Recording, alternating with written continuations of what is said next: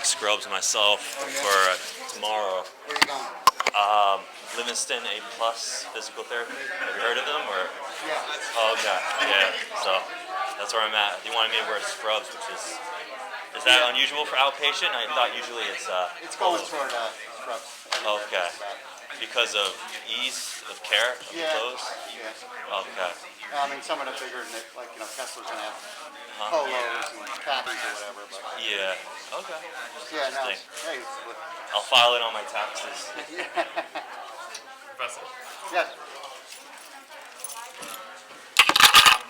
So I know you're talking about the testing next Monday. I was just wondering. I was just going through all the you want to know about sights and like hearing and speech also? Yeah. It's good. I was looking at those too. Yeah. So, but the ages for like from like birth to like 5 months and stuff, and the reflexes, like we don't know that one. so no. Oh, that's good. Stimulus and a response. Perfect. We talked about last time, so we'll double check that because like during this past weekend before he told us that Monday, I was like studying and I was like, oh, I need to think about mnemonic for this and stuff. I was like 2 months, 2 months to 6 months. I know I say it like 4 months. I say it like 5 times, but everybody's just too involved. They don't listen. That's why I set up into the whole flow, so I think it's a little bit harder. That's why I'm like sitting up here. Yeah, no problem.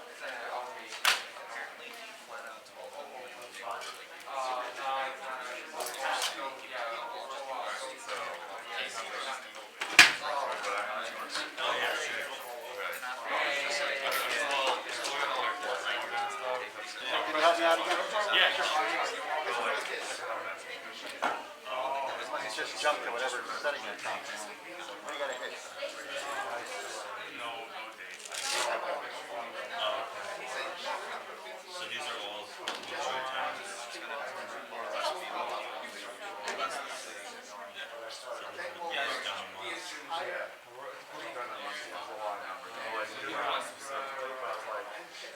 Good idea. Hold on. It's kind of funny that you mentioned something like that. It's like it goes on and All right. that might have Maybe that's the problem.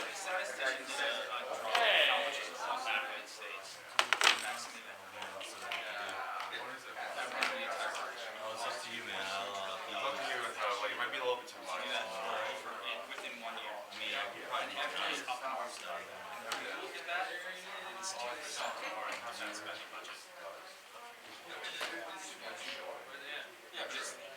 really, but it's 2% of our defense business. We'll be in Friday.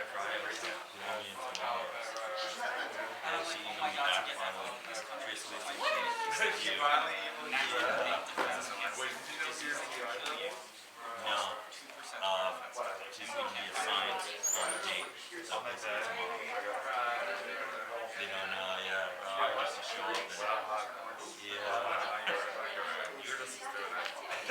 but like lucky when we came in time. Day before yesterday, it's a Monday. And that's when I ordered it. I know my dad's friend works for a company that makes the Your pants really loose. Your pants in here really loose. It's too long. It's too, they were long, right? Too long, but I'm trying to like. Yeah, that's what I had to do. I had to tie it. That'll be easy.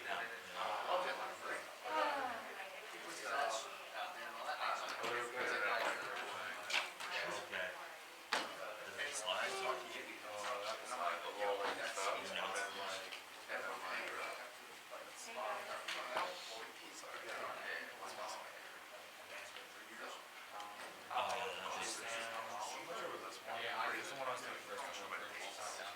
Keep going. It looks like a chart. So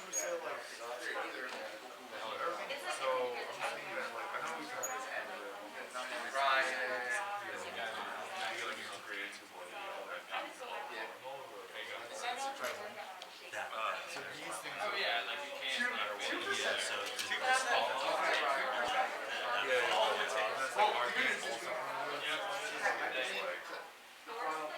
I think they're reflexes in both categories, right?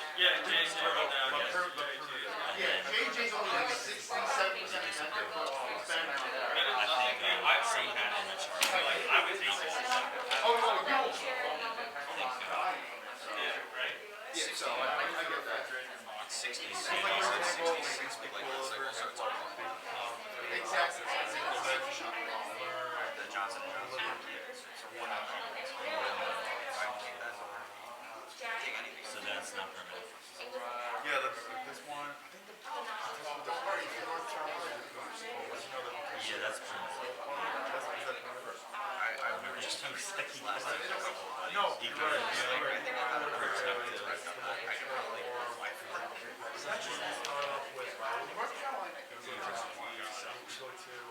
Where's everybody today? We got another exam later? No. Okay, that sounds right. Actually, that's a good question. So Joe, I'm not sure if you know, but he's on the purple. Okay. That's two people. Yeah. I don't know where All right, I'll get started. How are you doing today? How'd your practical go yesterday? Ah, What was it on? it was aseptic techniques. Vitals and Vitals, acceptance. Okay, accepted, stuff wrapping. good. Not my best idea. I know. Getting my Yeah, I got a good question. You must. All right, motor control, motor learning, motor development. How long? Motor control. How long is that? Motor control. Yeah, right, so that's when you're controlling something, motor control, milliseconds. Motor learning, how long? Days, hours, months. Okay, so a little longer period of time. You're learning something, right? Usually how long it takes to learn something. And motor development, Years. right? Longer period of time. That's kind of what we had that lab about, right? When we went supine to standing.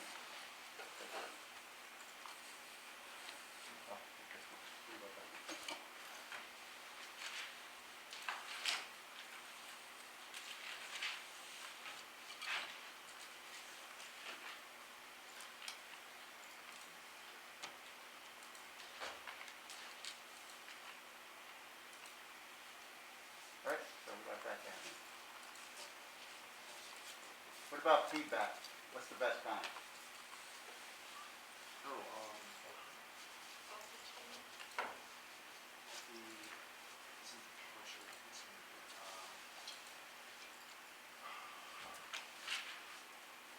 Closed loop, open loop. We'll stay away from closed and open loop. Don't worry about that. Extrinsic, We'll stay away from that. verbal. Oh, you're getting closer. It's a positive. We're looking at the best type of feedback Yeah, look up for a patient. for a lot more verbal. No, keep thinking about it, and I'll find a slide eventually. Is it positive, negative? Okay, we're getting there. So what was on that slide? Do you remember? Fading, Here we go. constant. This slide, right? You gonna remember this one? Yes. Slide number, I can't see the number. 54. Okay, so constant, right? But you start depending on it, so maybe okay in the beginning. Fading decreases over time. Very effective in promoting learning, and then bandwidth. Right, so bandwidth as a goal, get to that bandwidth feeding where no feedback is feedback. Okay? And that's the most effective. Yeah. Is If you get there, you know, of the three, now is this Go in ahead. respect to motor development and would skill acquisition along with motor development? yeah, so if you're learning, not so much with a child moving forward, Yeah. but like if you got a patient, you're teaching them crutch walking, or you're learning a new skill, the guitar, you know, and you got an instructor, Yeah. or you have a PT teaching somebody something, stroke patient after they walk, when they're walking. So eventually you want to get to, you know, bandwidth. Yeah. So you might have to do constant in the beginning, fading, and then Yeah. bandwidth. Progressively. Right. Yeah. Clear? Yeah. So for bandwidth, feedback more, it's gonna be like when you're working on someone with ADLs, we want For which one now? For bandwidth? For bandwidth, yeah. So, let's say somebody starting out in the parallel bars just had a stroke, or a kid with CP's, a hemiplegic, and constant, if I keep saying put your heel down, I'm trying to get heel straight on the left foot because that's my involved side. If I keep saying put your heel down, I think there's one mom in the class when somebody, mommy, mommy, mommy, mommy, after a while it's like, okay. So you just you stop listening. Like you guys after about 9:15 maybe, So it's constant. I'm up here constantly. So eventually you're just going to fade away. No. And then fading, progressively decreasing the rate of feedback. Right? So I don't give it to them all the time. When they make a mistake every 5th time. And then bandwidth is when you set a parameter. Every 10th time the child doesn't put their heel down or whatever, I'm going to say put your heel down. I gave the example when I was learning archery and that coach, I was Yelling. yeah, so that, you don't do that to your patients, of course. So remember, less is better. And the patient's got to recall. You started doing transfers yet? We did it last semester. Oh, last semester, okay. So when you guys were teaching somebody, you remember how you did it? Yeah? Yeah. Okay. So when you go to the clinic, you'll have to teach somebody crutch walking or ambulation, transfers. It's not as easy as you thought it'd be, right? No.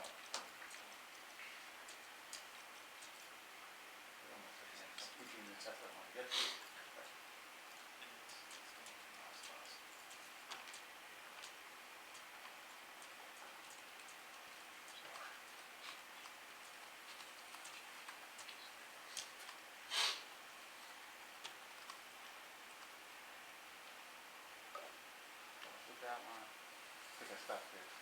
Phases of motor learning and training strategies.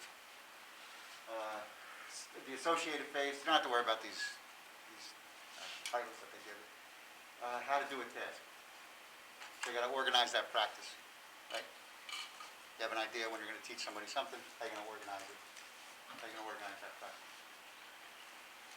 Patient practices movement patterns, identify movement errors, intervene when errors become consistent.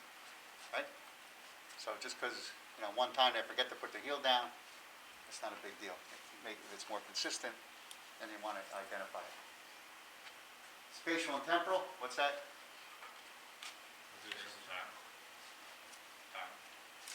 So which one's time? Temporal. And what's spatial? For how long? Like that sequence? Right. You want to give feedback, knowledge of performance, so how you're doing, how you're performing the task, and knowledge of the results. Did you complete that task? After a while, extraneous movements, errors decrease, and you want to correct early in the movement or immediately after. So when it happens, so they can feel what they did wrong. Okay? Or immediately after. Dependence on visual feedback decreases. Emphasize proprioceptive feedback. Did you feel that? So a lot of times in therapy you use mirrors, so you want to, so the patient can see what they're doing also. And then eventually, anything that you learn, motor skill-wise, you kind of feel it, right? You feel the movement. And then that dependence on proprioceptive feedback increases. And you want to modify the environment, practice environment where the task will be performed, gradually progress towards practice in an open, changing environment. Right, so we start in that closed environment, and we want to get to that open environment where things are changing as you're moving along. It's kind of hard to do, try to mimic sometimes in the sitting that you're in, so it's sometimes difficult. Home care is a good example where you're in that environment and you're able to work with the patient. And then they refine that motor program.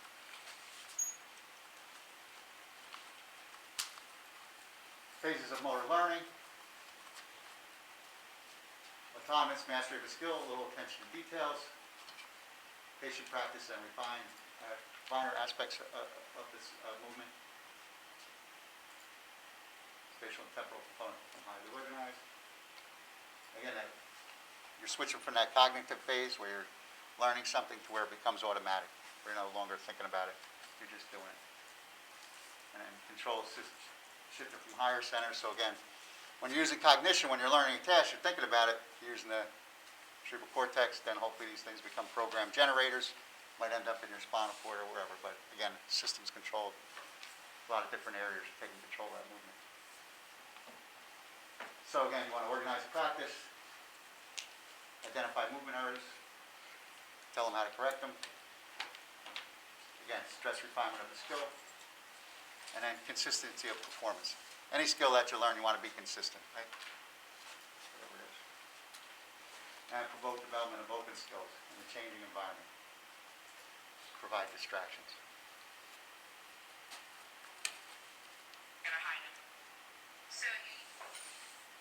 So everybody see the progress? Right? Closed, controlled environment to an open, changing environment. And then you're teaching. Identify those errors early, give them feedback, and then less feedback, the bandwidth. You're just going to give them feedback when they reach some margin of error that you find unacceptable. So motor learning is the functional connection between motor control and motor development, right? So you got whatever tools you have, how far you can, how strong you are, how fast you are, what kind of range of motion you have. All that's going to help you with the motor control, right? All that millisecond stuff. That's going to define your limits of what you can do. And then motor learning, so all that puts together, take that, teach the task. They learn it over a period of time, and then motor development.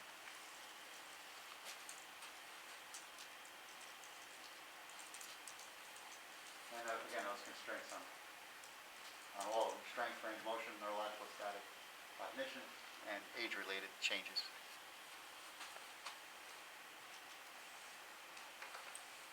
So teaching a new task is kind of for a hospital setting more than anything, but introduce yourself.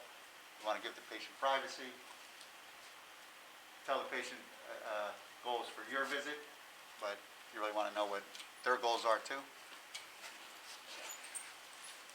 Prepare the environment needed to perform the task. A lot of times you go to the hospital room and there's 2 patients in the room. There's like this much space. You got to get a chair in there. So you want to look, there's lines all over the place. So you want to organize everything. So you're not constantly stopping the treatment session to move stuff around or go get a pair of socks that you forgot for the patient. So you got to really think, plan before you even start, so they have confidence in what you're doing also. Demonstrate the task, emphasize the key components of the task you want the patient to remember. So typically returning to a chair. I'm walking a walker, I'm returning to a chair. What do I usually tell the patient? Transfers, remember? So I'm walking with a walker, and I want to go back to a chair. What am I going to tell the patient? So line the back of their knees up with the edge of the chair and then reach back with your arms to the chair and slowly lower themselves into it. Good. So you back up, do you feel the chair on back of both your legs?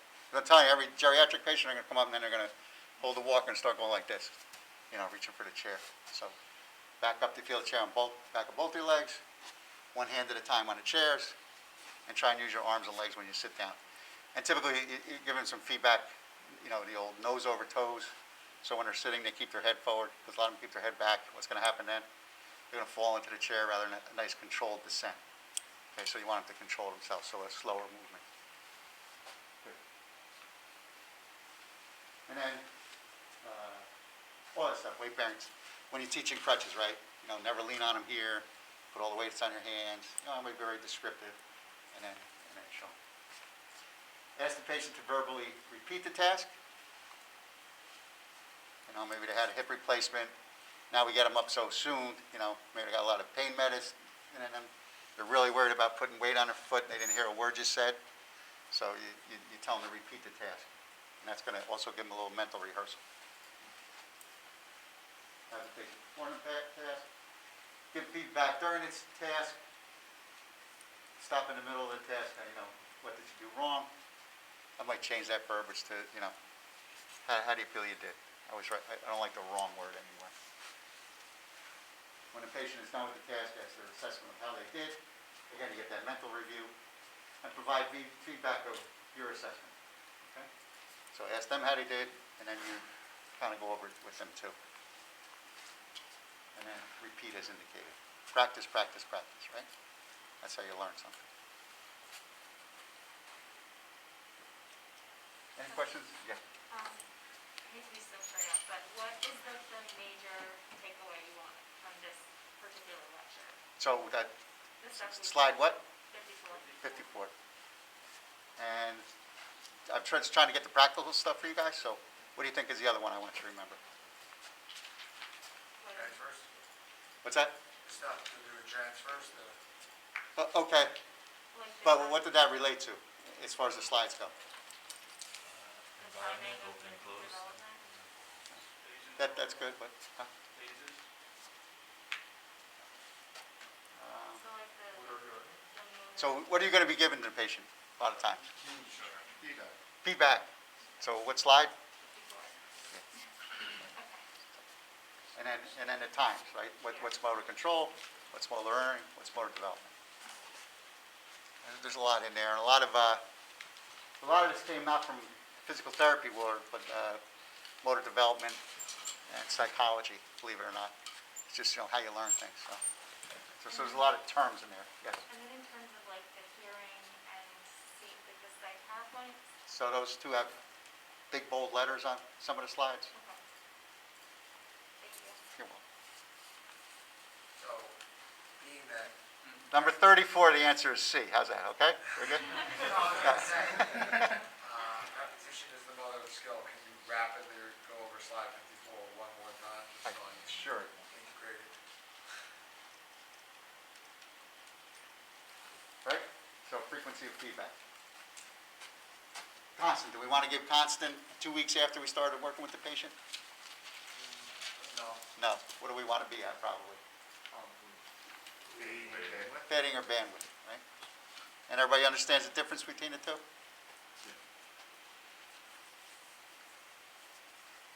So it's just that, Natural progression of how you give feedback. and it depends on what the situation is or what, who you're dealing with, Yes, what their cognitive. yes, yep. Because cognitive is one of those parameters that are going to give you the ability to learn something, right? Even if it's motor. And so then, when you were talking about motor learning, control, development, it's in that order. You gotta learn it before you can have control, and then Well, no, you have to have the control first, right? control first. Right, so let's say Explain it. I want a child to go up and down the stairs reciprocally. They have to be a certain age. Because in motor control, you have to be able to control your muscles. So if the kid has CP, spastic diplegia, and he can only move his center of gravity this much before he falls, is he going to be able to do the motor learning part? No, because he doesn't have that, So motor control's number one. How would we get them that motor control? We could work on their balance. If maybe that kid, I'm never going to get him up and down reciprocally. But maybe I teach a strategy going up on his buttocks or whatever it's going to be, one at a time, whatever the strategy is going to be. But you need that tool, You need an intact neuromotor muscular system. And we can come up with strategies on how to do things when they don't, right? Same thing with a stroke patient or orthopedic patient. He's not going to, non-weight bearing, he's not going up and down anything reciprocally, right? He's going to have to go up one step at a time. Make sense? Yeah? Couple nodding heads out there. We go with 54. Yes. Now, a lot of times, there won't have to be much instruction at all. Most children are gonna develop on their own, right? Yeah, normal development? Yeah. Yeah, just let them go. Yeah. Let them experience things. Right, so we're talking about when you gotta intervene a little bit based on. Yeah. And, anything you're going to be doing with adults too, right? Same process.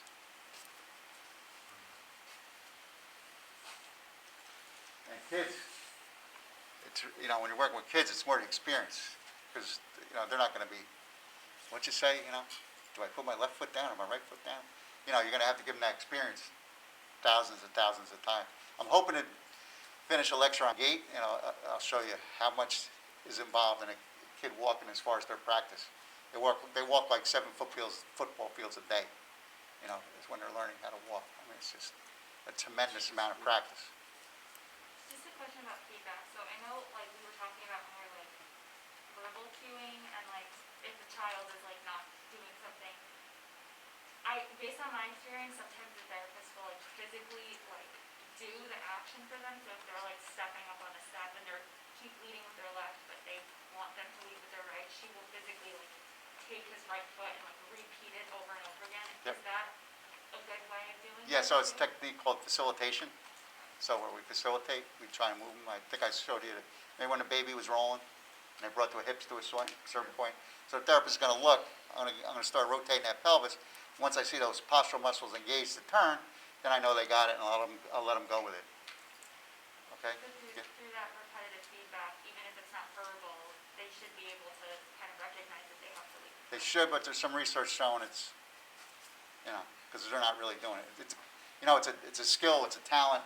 How much do you give them? You know, I'm not taking that leg and going like, Yeah. you know, I'm just give them some facilitation, and maybe they'll finish the task. Okay? Make sense? Yeah. That goes along with the NDT training, neural developmental techniques, P and F. You know, you give sensation on a side that you want to move, tap the bicep, and the bicep moves, right? Tap a quad, give stimulus there, you want to move. Those are some of those facilitation techniques. Good?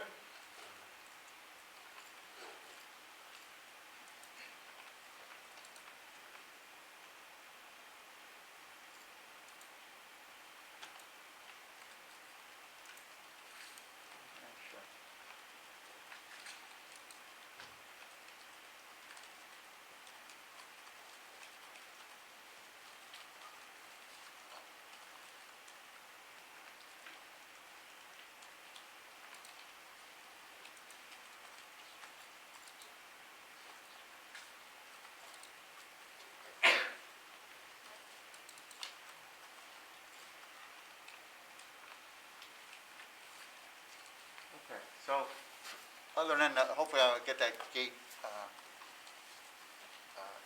lecture done. Just because you're going to have gait this year, You know, this semester. right? So you can kind of see the difference between a pediatric gait and a... But what do we know about pediatric gait right now? What does it look like? Very First. wide basis. Wide base support, External rotation, external rotation, high guard, high guard, right? hyperextension, Hyperextensive trunk. Where's the head? Forward, right? I'm just trying to catch myself really Anterior. from pulling down. Anterior pelvic tilt, and lumbar short extension. stride length, right?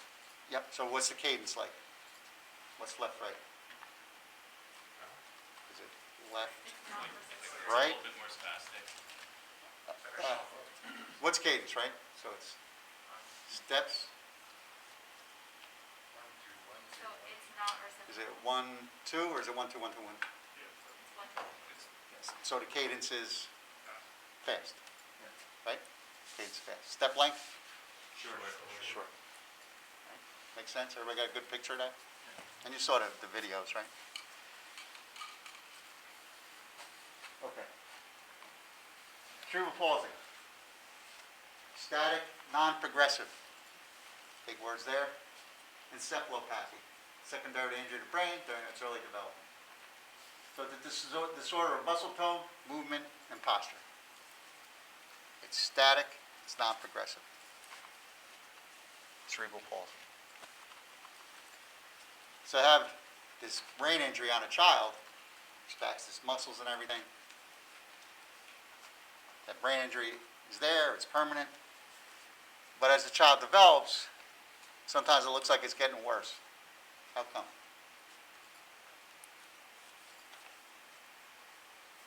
Why do you think that? Spasticity is increasing. So if I'm getting a lot of spasticity, pulling on muscles, might get joint contractures over time.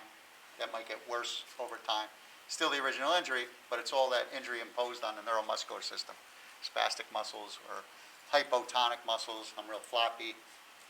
Might get a spine curvature or something. Okay. And then we'll go over it, but that spasticity's generalized, it's all over. So what do you think might be happening in the gut? What do you need to have food move through your system? What's that in your gut? What's it? Remember the name? Peristalsis, right? That's slow massaging, sucking all the nutrients out. So if you've got a spastic colon, It's Jen. stuff's going to get stuck. It's not going to move. You get colitis, infections. Maybe you start getting fed with a peg tube. But again, it's that first injury. The injury's not getting worse. It's the effect that the injury's having on all your different body systems: cardiovascular, neuromuscular, skeletal. Spastic diplegia or spastic cerebral palsy, and I'm not walking. What else is going to happen? Think about your body systems. Wolf slow. What's that? Wolf slow. Walk slow. Okay. Well, what about Wolf's Law? Okay. So what happens then? Less bone density. Well, less bone density. How come? Not because of Wolf's Law, right? But why? Weight bearing. Weight bearing. I'm not walking, so I'm not getting any weight bearing. Right. So I'm not. That's not going to feed in. Okay. So different systems.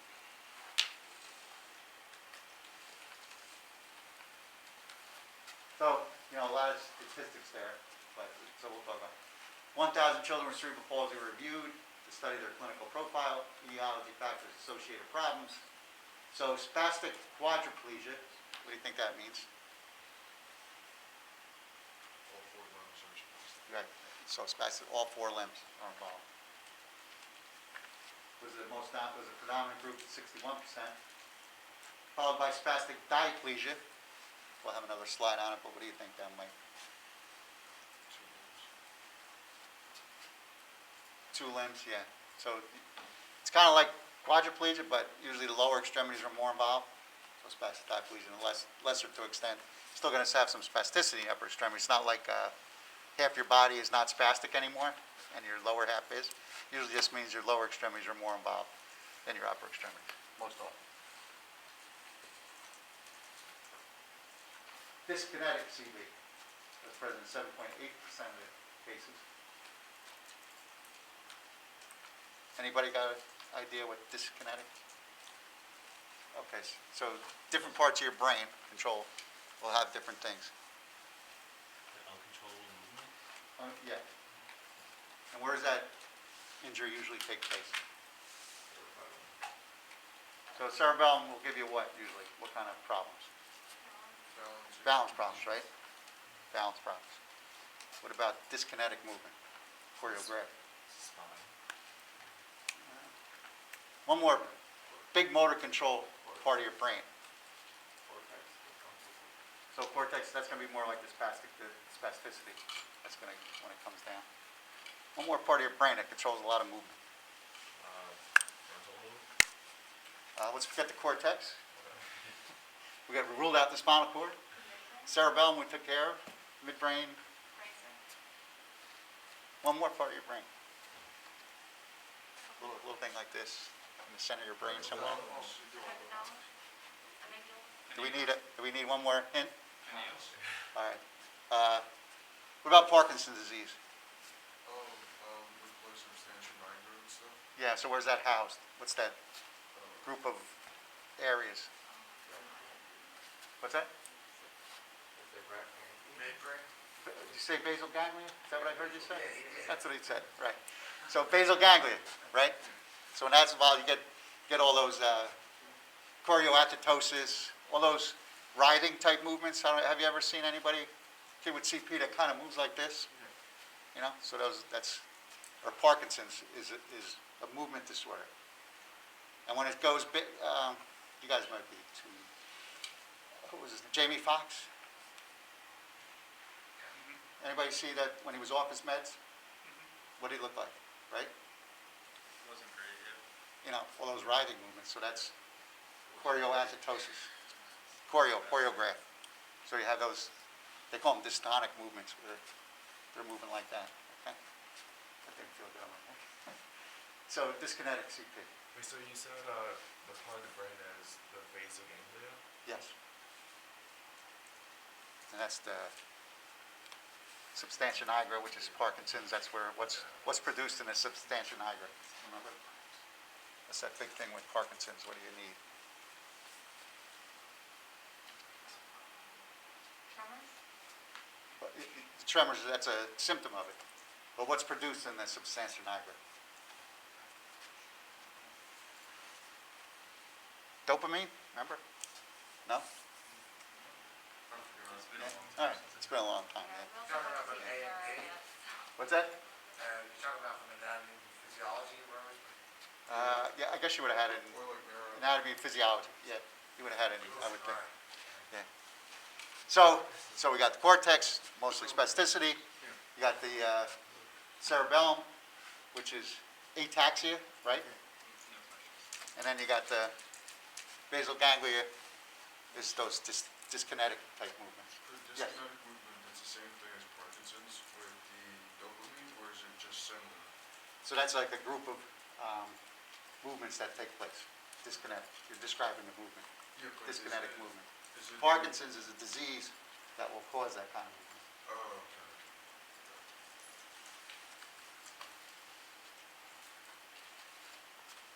okay.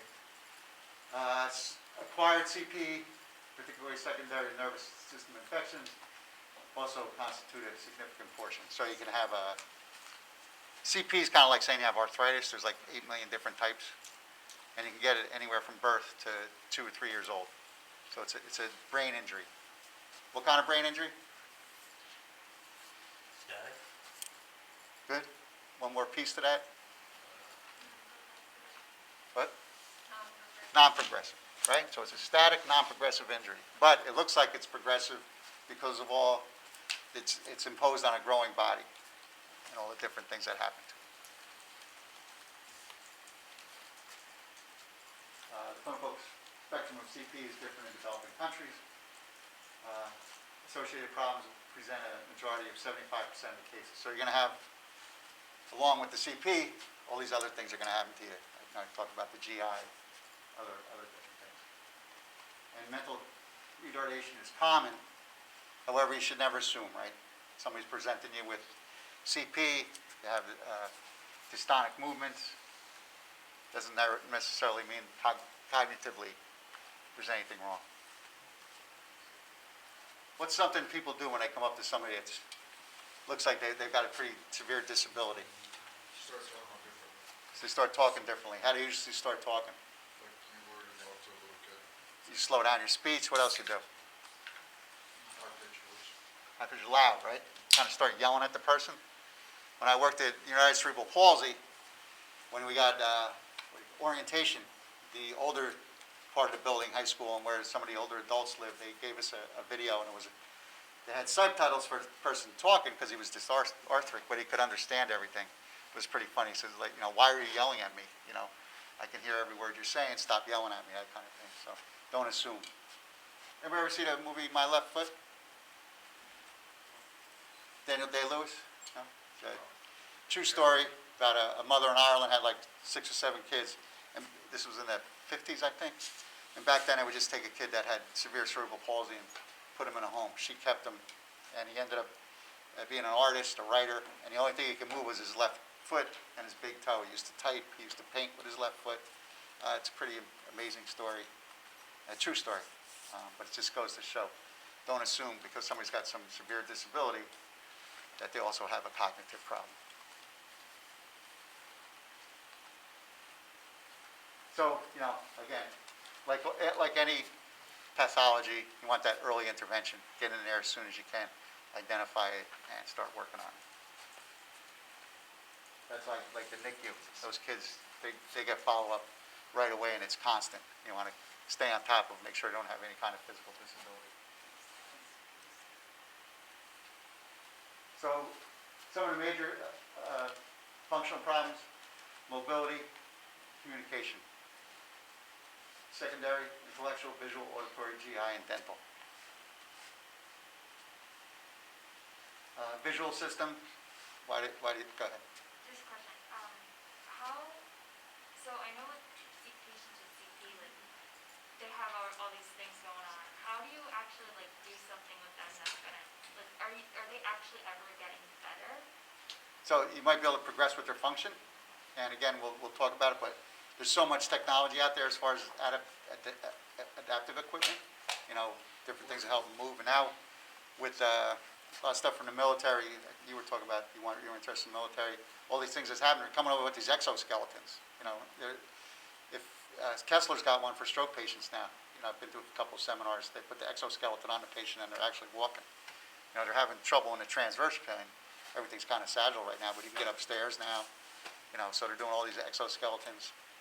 The problem with these kids, it's all that spasticity. So are they ever going to get normal? No. You know, but we can bring certainly a higher level of function. I think I talked about the kid with the 18R. One little kid, he was like 3, smart as a whip, but he couldn't talk because his spasticity was bad, his vocal cords, his jaw was always clenched down. But he was really smart, and we hooked him up, this was many years ago, with a computer, and he could do the 18R and kind of tap with his hand. That's how he was able to function with the 18R a little bit. So you just got to figure out what's, like anything, what tools do you have, what are you good at, let's amplify those, try and decrease the stuff that's affecting you, the spasticity and everything else, maybe medication, seating, positional equipment. So you just work on all these strategies, you know, it takes a lot. So visual, so again, why visual? What do you, The 18R, like if they have the 18R, they're gonna be just like stuck in one position, they're not gonna really have that. yeah, okay, so if I'm stuck in an ATR all the time, not getting out of it, only have vision to that one side, I'm not going to get perceptual, you know, abilities to my right side. I'm not going to get midline ever, okay? But what about the eyes themselves? They're the only thing that's like moving to see, because the head is stuck in this position. So I feel like the strength of the eyes would be much more. So very often, again, this muscle is spastic, so are my eyes, or they're weak, and I just don't have the ability to converge. And if I don't ever get that head control midline, that's one of the things that gets that writing reaction, where I'm stimulated to converge my eyes. That's not going to happen, right? And then auditory. What do you think auditory?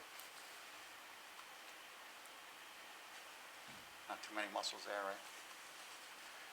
So a lot of times we're in these habitual positions, and your eustachian tube, when you're first born, it's kind of like this, and it starts to angle down, and then it drains. So a lot of kids, when they're young, what do they get a lot of times? Ear infections, right? All the mucus kind of just sits there, pulls a little bit. Doesn't mean that new dad's not here. Now you hold the kid upside down and you move around, so you move fluid around. But it stays there, and they're just more prone because they're not moving much, stuck in the same position all the time. That stuff pulls and they get infections.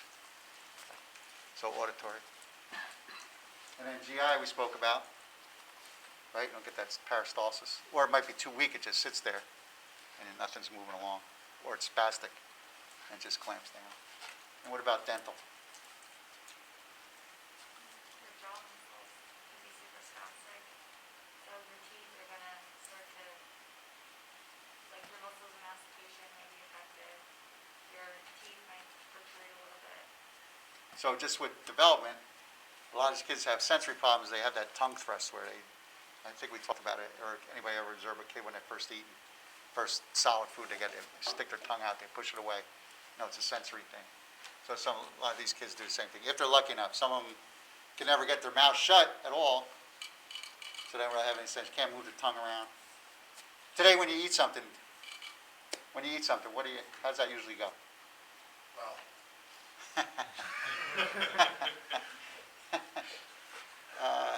You know, you bite anything. Where are you biting?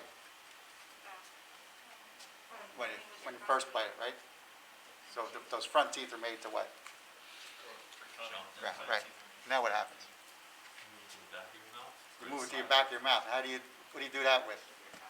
With your tongue. So if you have a spastic tongue, your mouth's always open or you can't close it, you're not going to have that sequence down. So you're never going to really have solid food maybe. What are you going to get for nourishment? Well, even before all that happens. A lot of liquids, right? So you know, you're not cleaning your teeth a lot, it sits there, you get caries, you get cavities. And if you have a real spastic muscle, what's going on? I'm clamping down. Anybody grind their teeth at night? Yeah. Yeah. So, figure that out, you know, 24 hours a day, you're not getting any relief, you're gonna get actually fractured teeth. It's gonna be clamped down, you get jaw alignment, you're not gonna sit on each other correctly. So a lot of dental problems that occur.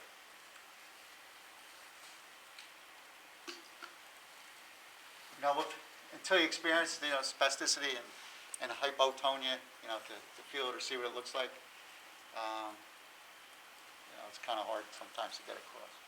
But again, a lot of times I start off hypotonic, like that child from the NICU that we had saw the picture of, and then he develops spasticity over time. And then it's kind of spasticity overlying hypotonia. So they're spastic, and then that kind of lets go, and then they're floppy. There's no in between. There's no postural control for these kids a lot of times. So hypotonia, secondary injury of the motor cortex, right? So spasticity, motor cortex, basal ganglia, dyskinetic movement, right? And then cerebellum, balance, and also ataxia. And what do you call this?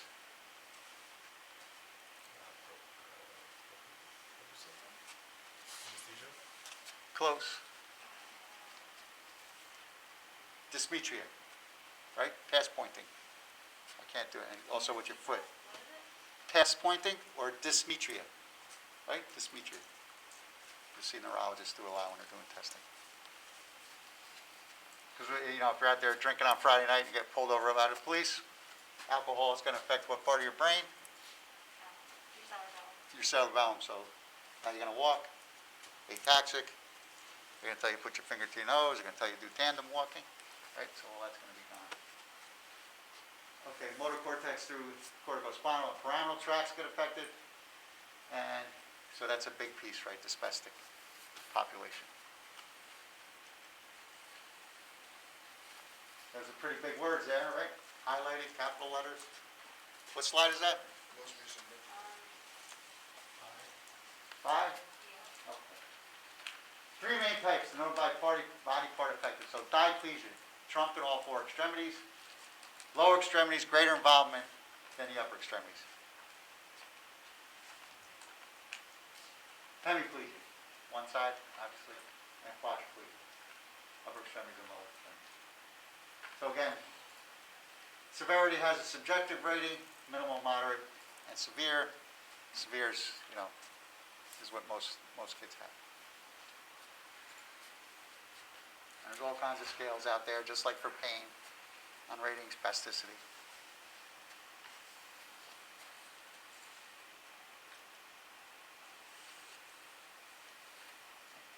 So it's a bunch of different medications.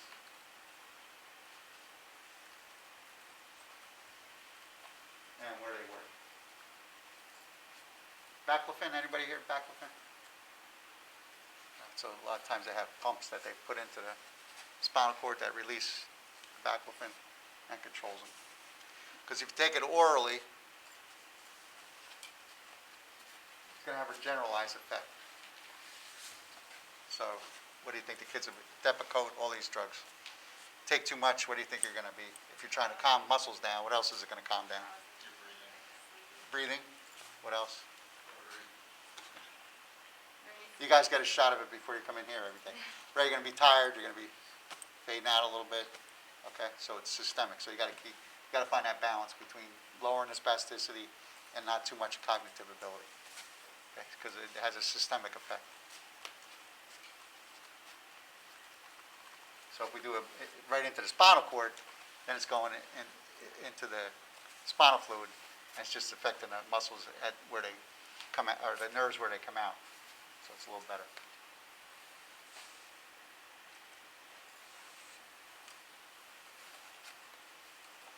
So dyskinesia, another slide here. 7. 3 types. So it's involuntary movement, basal ganglia. Caudate, the putamen, and the substantia nigra. You don't have to, well, you should probably remember it, but not for the test. So apoptosis, so riding movements, particularly the wrist and fingers. They got these movements like this. And then chorioasymptosis, abrupt jerky movements. And dystonia, slow rhythmic movements involving trunk or entire extremity. And all three are more common with voluntary movement, so when they try and move, that's when it happens, although it does happen at rest. Or emotional stress amplifies all these movements. Okay, it looks worse when they're stressed out.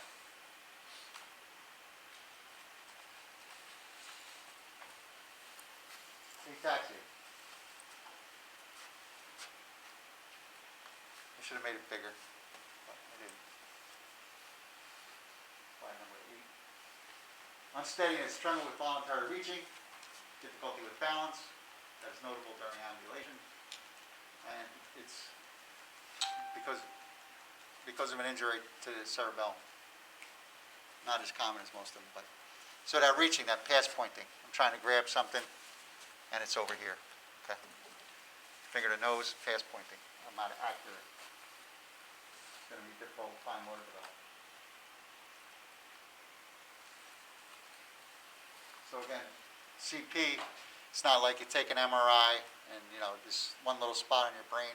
If that's affected, you got CP. As you can see, it's pretty global, all over the central nervous system, and there's many, many, many different reasons why. Stroke during the fetal period might be anoxic, maybe the umbilical cord got wrapped around them, got cut off from breathing. Intracranial hemorrhages, sometimes, especially in premature kids, things can go wrong because things aren't developed. You get some bleeding, lungs aren't developed enough, you don't get enough oxygen. Meningitis, congenital and prenatal infections, might be some genetic factors, endocrine disorders, and in vitro exposure to toxic substances, drugs, alcohol, nicotine.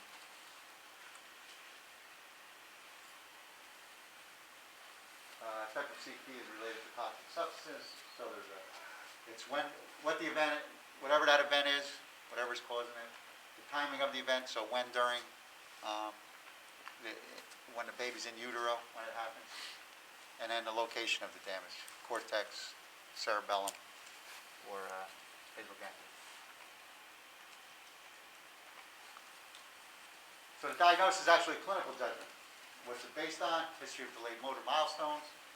Might not, maybe around 3 months you start picking it up, or earlier than that. They're not using one side as much as the other, kind of preferring one side over the other. They're stuck in a primitive reflex. Observation of abnormal movement. Abnormal findings on physical exam. Remember the doctor was testing the hypotonic child with the reflex hammer compared to what the quote-unquote normal child looked like? Had a little more brisk reflex, right? Babinski, it'll check out. Persistent primitive reflex, right? It stays there, doesn't go away. It's pathological, right? Stuck. Of course, we're going to do a lot of brain imaging, spasticity and dyskinesia. So again, it's not always evident early. Often low tone at first, but it's probably definitely going to be evident by the time they're a year old. So it might be low tone at first, and they start developing spasticity.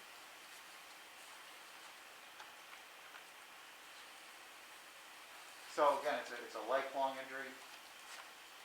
Infancy, again, often hypotonic, it's non-progressive. However, resultant muscle control problems worsen over time. Again, because the body's growing, it's got a spastic muscle working on your legs. It's going to be pulling back. You're going to develop contractures. You're not going to have good motor control. You're not going to have that isolated movement that we all have. Everything's going to kind of move together as one. Physical therapy. What are we trying to do? Decrease motor control problems.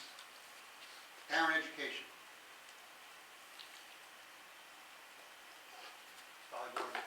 anything. Because again, you're not going to have them that long. You got to really teach the parent what to do because it's practice, practice, practice. Strengthening antagonist muscles, spastic diplegia. I got my hamstrings are all tight all the time. I want to see if I can strengthen those quads and get them to extend more. Use of appropriate bracing and assistive devices and proper positioning. So again, if they can't assume or maintain a position, especially maintain it sitting in good alignment, we're going to provide that for them.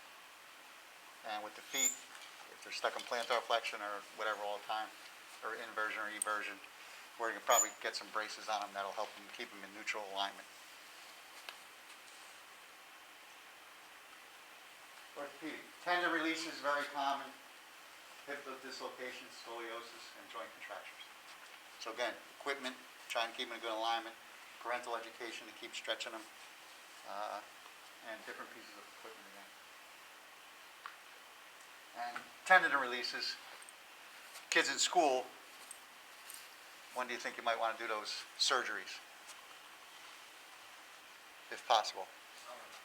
Right, the summer, so they can recover over the summer, get some intensive therapy, and not miss that much and get back in school. Professor, Yes. I worked with a patient once who had a dorsal rhizotomy Yes.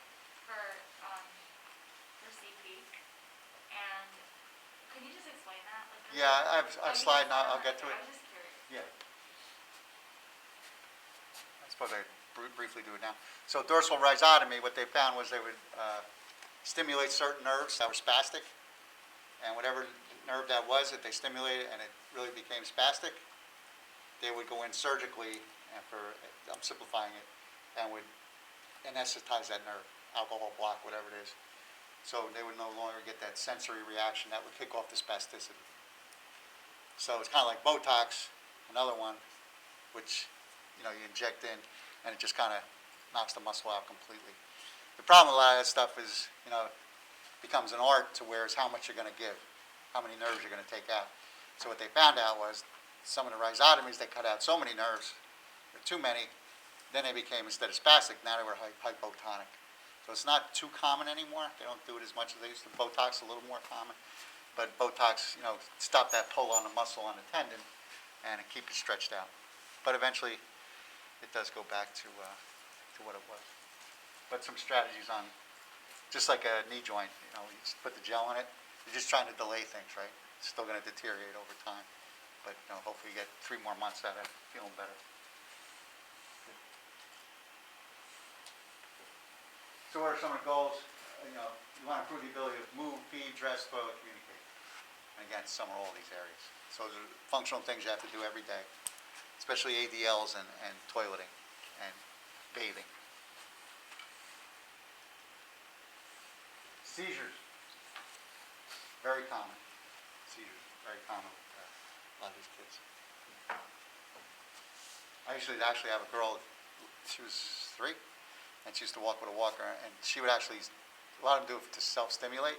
She would try and look at the fluorescent light so that she would give herself a seizure and just, start like an absent seizure where she would just fade out for like a minute or so. So that was difficult kid. I ended up getting like a little visor so she couldn't look up as much. Because cognitively she just didn't understand it, but she kind of liked to self-stimulate. Self-stimulate's like kids that bite themselves, that kind of thing, bang their heads. So, anybody ever witnessed a seizure? Yeah? Okay. So most common is this tonic-clonic. You have periods of real tight muscle control, relaxed tight muscle control. It becomes very dangerous if it's prolonged. See people that we just couldn't break it, and you have to give them Ativan or some drug to break the seizure.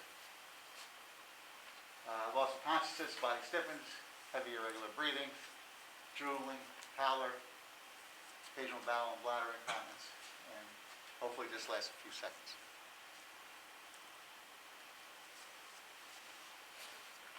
The one thing that's a little scary, they do turn blue like their lips and their fingertips sometimes, but it's not really life-threatening.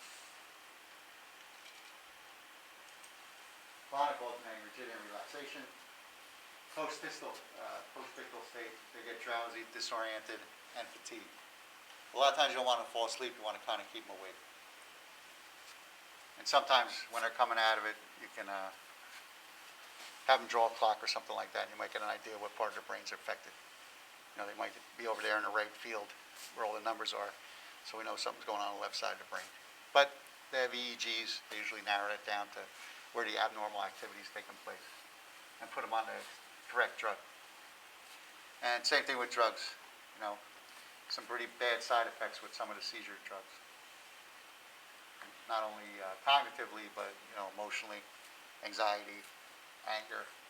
Keppra is one drug that works very effectively, but has some really tough side effects sometimes emotionally.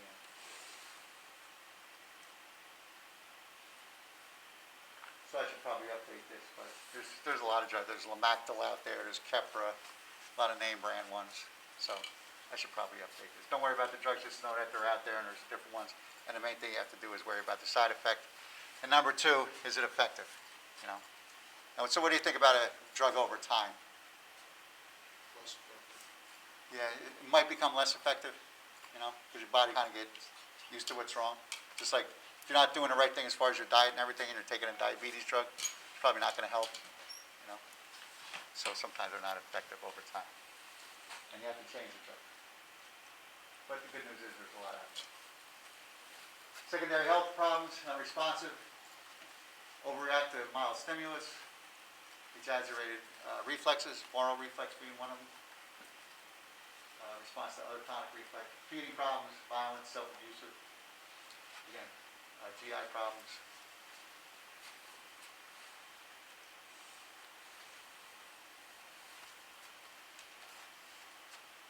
Some of the dental problems, eating disorders, and again, hearing, they're often prone or supine, they don't get upright, so they're prone to ear infections. Mental retardation, musculoskeletal problems, visual problems. So strabismus, eye turns in, dystropia, eye turns out. So a lot of times you see these kids with either both, or could have one eye doing one thing and the other eye doing the other thing. So it's maybe a weak muscle or a spastic muscle that's doing that. But again, if you don't ever get your head midline, you don't get good writing, you're not going to converge, your eyes aren't going to learn that convergence or how to orient. Or if you're oriented to one side all the time, you're never going to get oriented to the other side. Perceptual problems. And then, of course, you can have a mix. You have a little combination of all three because many parts of your brain are affected. Okay. So here we have a child. How are we going to look at the child? Head to toe, cephalopolar, right? So the head's doing what? Tilted to the left or Left, yeah. Yeah, if you can see the mother's hand, it looks kind like. of like an 18R. Yep, 18R, right? So the dog's on the left, child's gazing to the left. Looks like whoever it is trying to keep him midline a little bit. But the eyes are tracking that way, and you can see it upper extremity postured in that 18R. Good. So the trunk.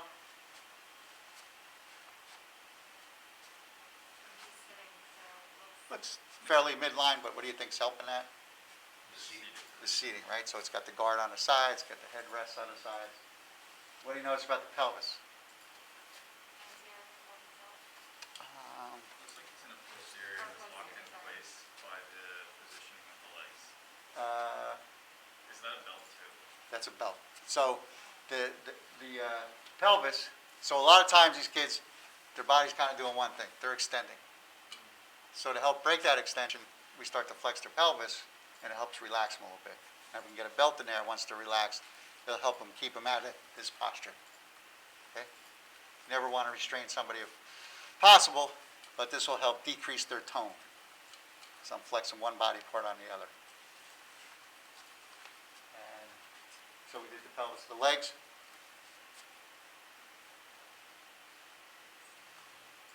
What do you notice?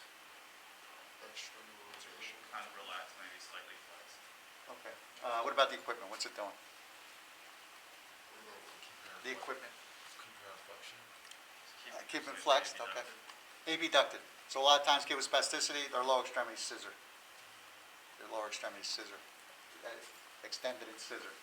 So that helps keeps their legs apart, and often at times that will also decrease the tone. Professor?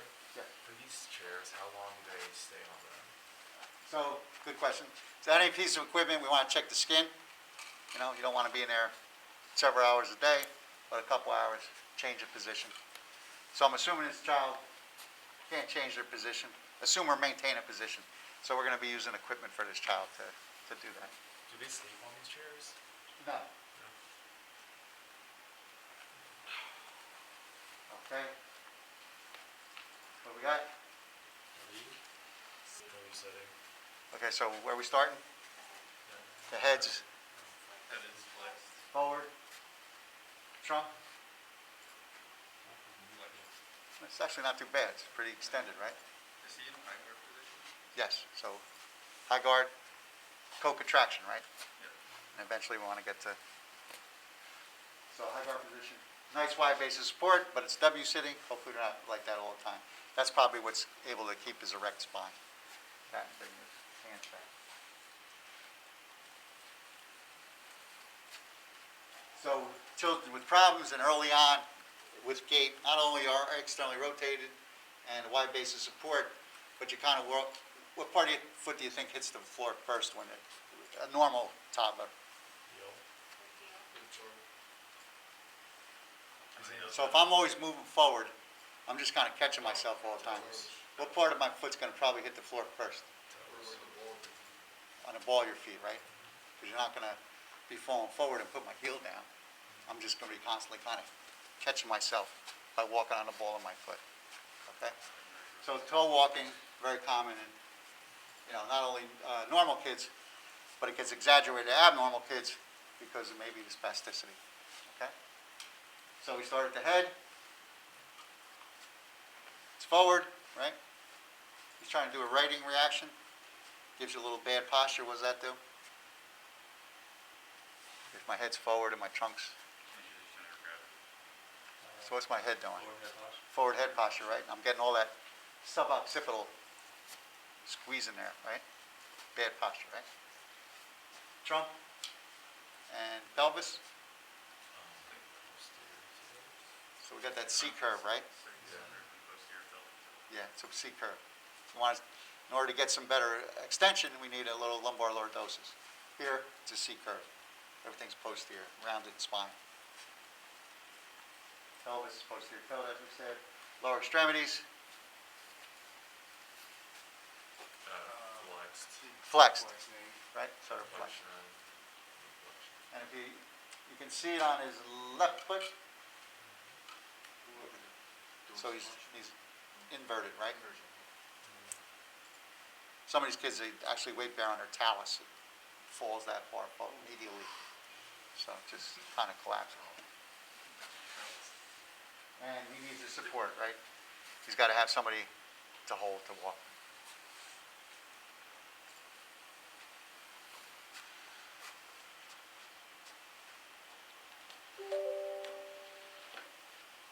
What did I do? Is that program, is my time up?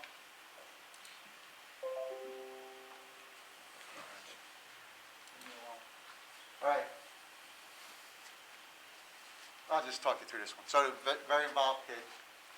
The therapist is trying to accomplish a couple things. Looks like she's trying to. Is it rolling? What's that? Trying to roll. No, I think she's trying to get his arm out and try to maybe do a little weight bearing on it. And she's trying to get some disassociation there with the trunk and pelvis by separating the legs. One's flexed, one's extended. Would this be a good example of one of the patients that the lower extremity crosses midline? Yes, so we're getting that rotation. And it looks like he's probably looking at the camera, but she's trying to get him to play with it for you. Probably trying to break him out of AT&R a little bit. Okay.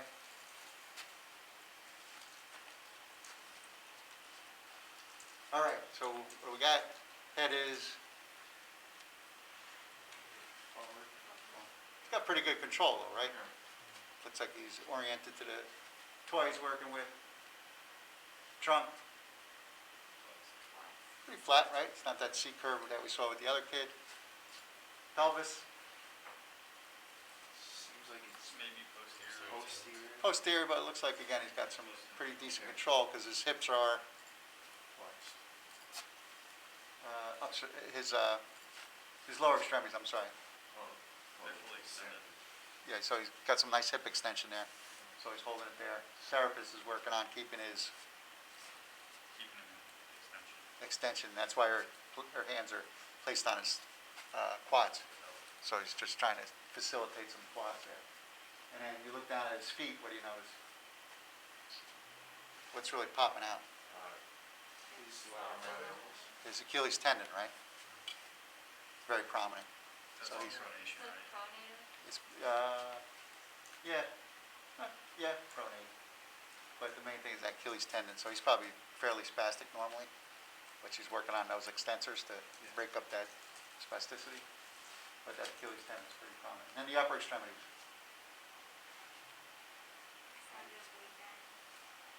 So so he's got nice extension, weight bearing, but what about the hand? Something wrong with his fifth finger. Yeah, so he's got a little spasticity in his hands there, it's pulled out, but she's trying to calm all that down by weight bearing. A lot of times joint approximation is also something that decreases spasticity, weight bearing through the joint sometimes. Those are common benches that we use, and he's got a fairly mature grip, right? It's on the radial side. It's not exactly at his fingertips yet, but. What do you notice about this child compared to the other ones, maybe?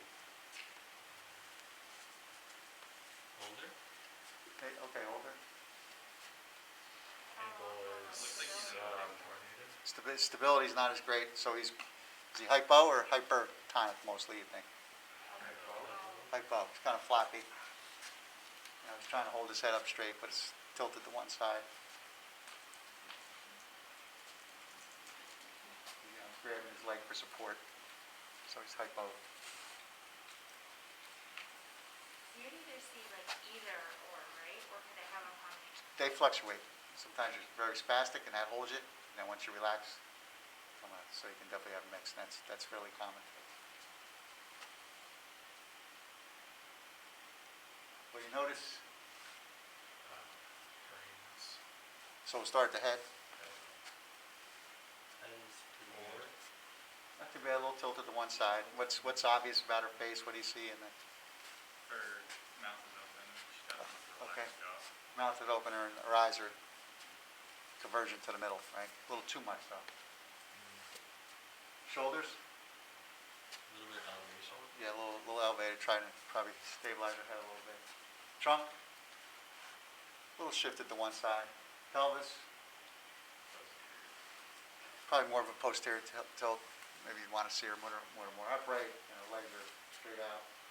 And then the hands. Spastic. One of them looks like it's kind of. Yeah, she's probably just finding whatever she can do. I don't know if I call it spastic. She's probably just, it's an immature grip. She's probably just not there yet, so that's the way she's holding it. And my guess is she's probably Down syndrome, and they're typically hypotonic. But the grip is immature. Okay. A real lot of spasticity there. Got him backed into the wall. That's the only way he can stand up. Very rigid upper extremities, lower extremities. Severe spasticity. Stuck in an ATNR. You can just see all her muscles just popping out. Leaning on the person. That's that spasticity is so strong. It's almost like a board just standing there, leaning up against the other person. So with with high muscle tone, there's not like does it correlate with muscle mass? Like you don't really have a lot of it, or is that just like based on nutrition? Yeah, so it's a little combination of all that. They're working. The muscles are always firing. They're probably not getting a lot of nutrition, but typically you don't see real heavy spastic kids. The hypotonic kids, a lot of times it might be heavier.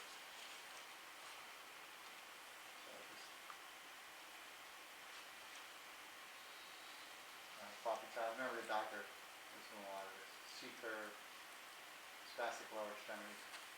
When you're trying to gauge your upper extremities, if you don't have great control, the lower extremity is going to be spastic and extended. And just some different postures that take place.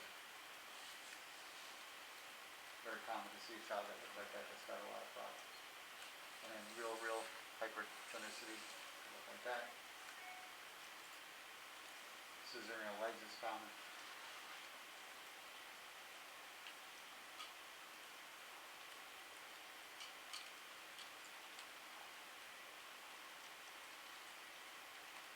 Ganglia.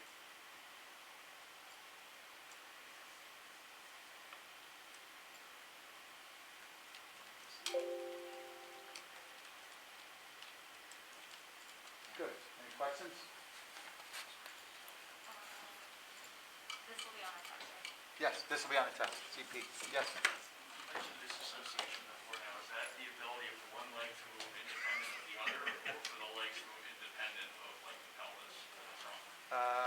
All that. So, Everything. yeah. So, dissociation is going to be the head on the trunk, pelvis on the trunk, and lower extremities on the pelvis. Yeah. And upper extremities on the trunk. Yeah. So they don't get a lot of that.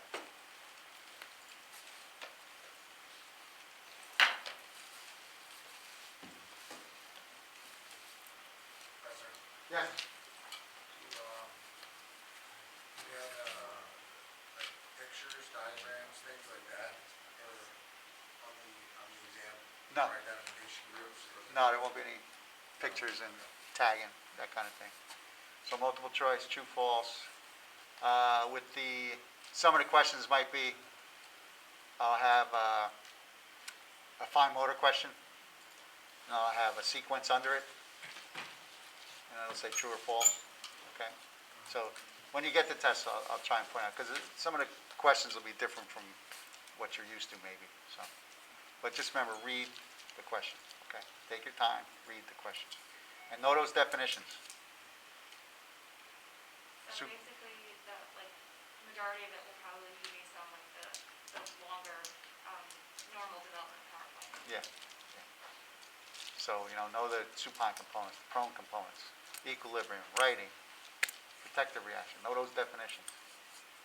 The senses that are involved in it, okay? Did you send us, 2 PowerPoints today? I did. Did you go over both of them? No, I'll go, the other one's not gonna be on the test, but, it's really about what are the goals of treating somebody with CP. How much time? 2 minutes. But we'll go over it next time, and I'll show some videos next time. Okay? Do you have, the reflexes stuff? Just have a couple of questions on, the printout where it was like, it showed all the different pictures? Yes. Do you mind going on that real quick? So that, I can, but let me go to,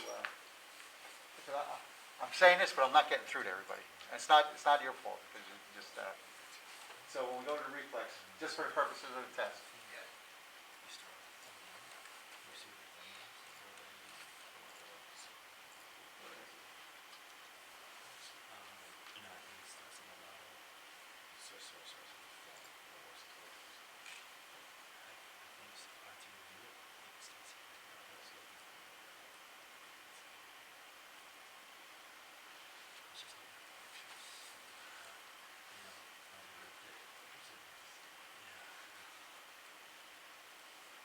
I think it's this one. Yeah.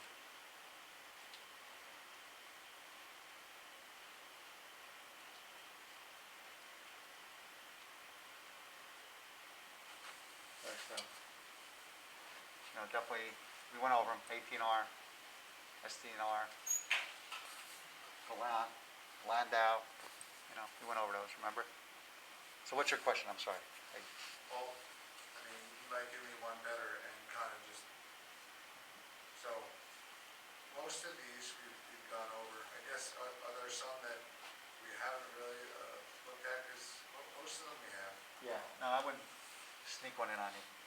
Okay. All right. So if they're on this one, this sheet, and then the one above, these ones, Yeah, all of them, yeah, no, yeah. And those are pretty similar. There's not too much difference. well, this is an extension of that one. This Yeah. is, this one is definitely all of these, I know. But then, I guess, the one we're on now. All of this? Yeah. How does, But again, you know, the stimulus and the response. I don't care about when it starts and when it ends, that kind of thing, The okay? only, Stimulus and response. the only sheet that we have to know really like the ages is that one sheet that's like the gross motor milestone, right, like 1 month. Yes, like- the gross motor one. I'll pull it up.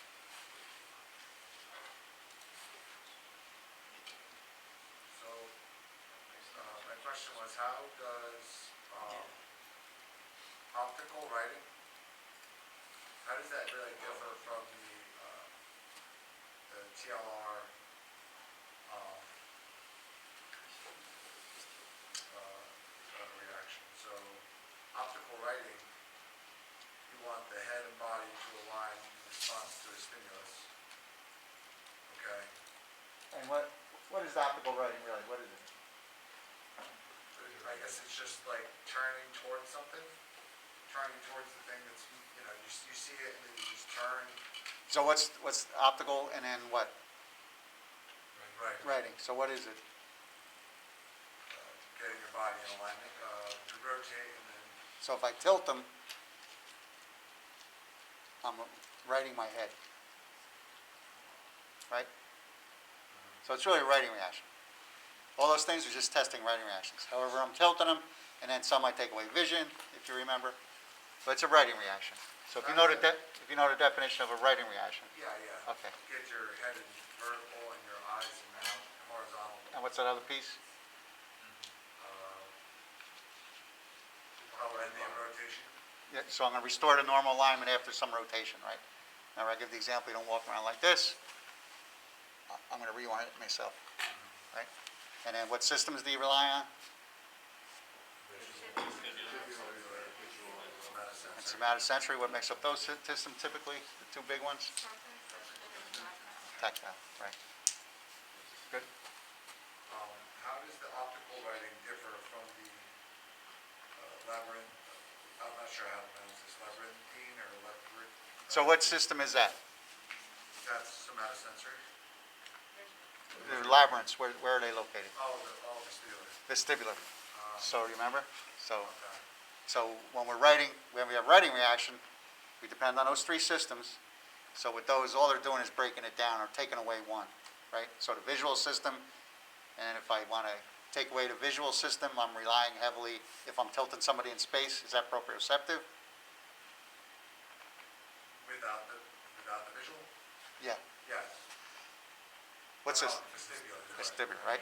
Because I'm not really weight bearing, you know? Right, okay. Okay, kind of. So they're just trying to discriminate. You know, maybe this kid's got a vestibular problem, maybe they got a visual problem. Okay, so it's just ways of separating. Eliminating a sense to, okay. Yes. So the response is the same, but it's based on different. Right, I'm just taking vestibular away. versus the- Yes. okay, cool. When we were at Newark Beth, we got a grant. We got this. What's it called? CDP or something. It's something with osteography. So it's this shell.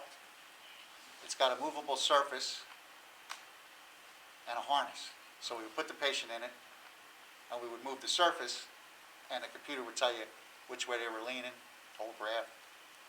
Then we would blindfold them, same thing, so we could start discriminating which system they were using more. And then one time, if you get really good and you're doing good with everything, the actual shell moves. So remember that feel, that perceptual thing when you pull up to a bus and the bus moves, and you feel like you're moving. So we really, you're trying to discriminate what system's involved. The time is short. How many questions does he have? I don't see anyone else. You're up to 13, you're done. Okay, so this is the one that's causing you to go. Okay, this is the money one, okay, let's see. This is parlay. This is the finale. Okay, so we got body writing on body. Body writing on. Chris is after meat and spread. So, body writing on body. Can you just explain those two and how to differentiate them between the Third. I'm going to tell you not to get too caught up in it. Good.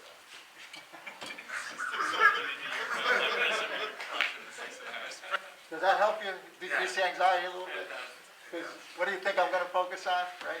ATNR, the line barrel. Writing reaction. All right, I just wanna get to the other gross motor, why is this doing this? Very good. Alright, so you get the Yeah, it's intel about of 6.5 these. for today. The over-under. Small questions, how much money do we have to I always go the over. Always go the over. It's not bad. So everybody's looking at this one too, right? Yes, gross motor. Okay. Yes. So again, you're gonna be able to go in different books and they're gonna tell you different things happen at different times, but for the purpose of this test, this is gospel, okay? This one right here. Yeah, all right? Steven Gunn, you're getting pissed. Because, over time, it's just gonna give you an idea. When I talk to, new parents, when I have a child, I say basically it's gonna be broken up to 3 months. Those first 3 months, what's happening? Those next 3 months, 3 months, 6 months, 9 months, 12 months. Working on writing reactions, working on equilibrium reactions, standing, walking, right? So, all right, everybody's good? Yeah. All right, so I'll be here and then we'll give the exam. And sometimes, if we get done early enough, I can go over the exam. But it's on a Monday, so I'm not sure I'm gonna have it all graded by Wednesday. I'll do my best.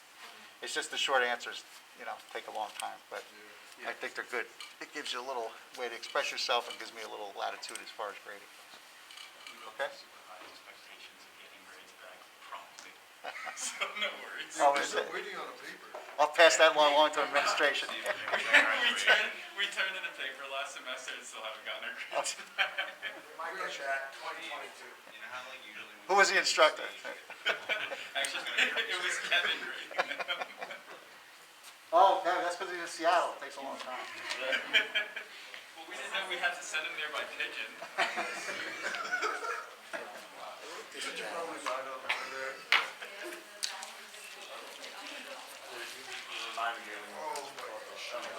Devin, man.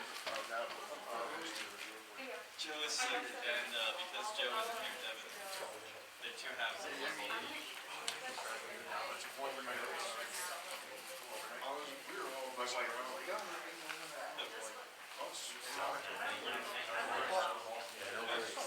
It's fine, you don't need to be able to see, it's too much. I wrote this down, I wrote, and then mine's 5, 7 to 11.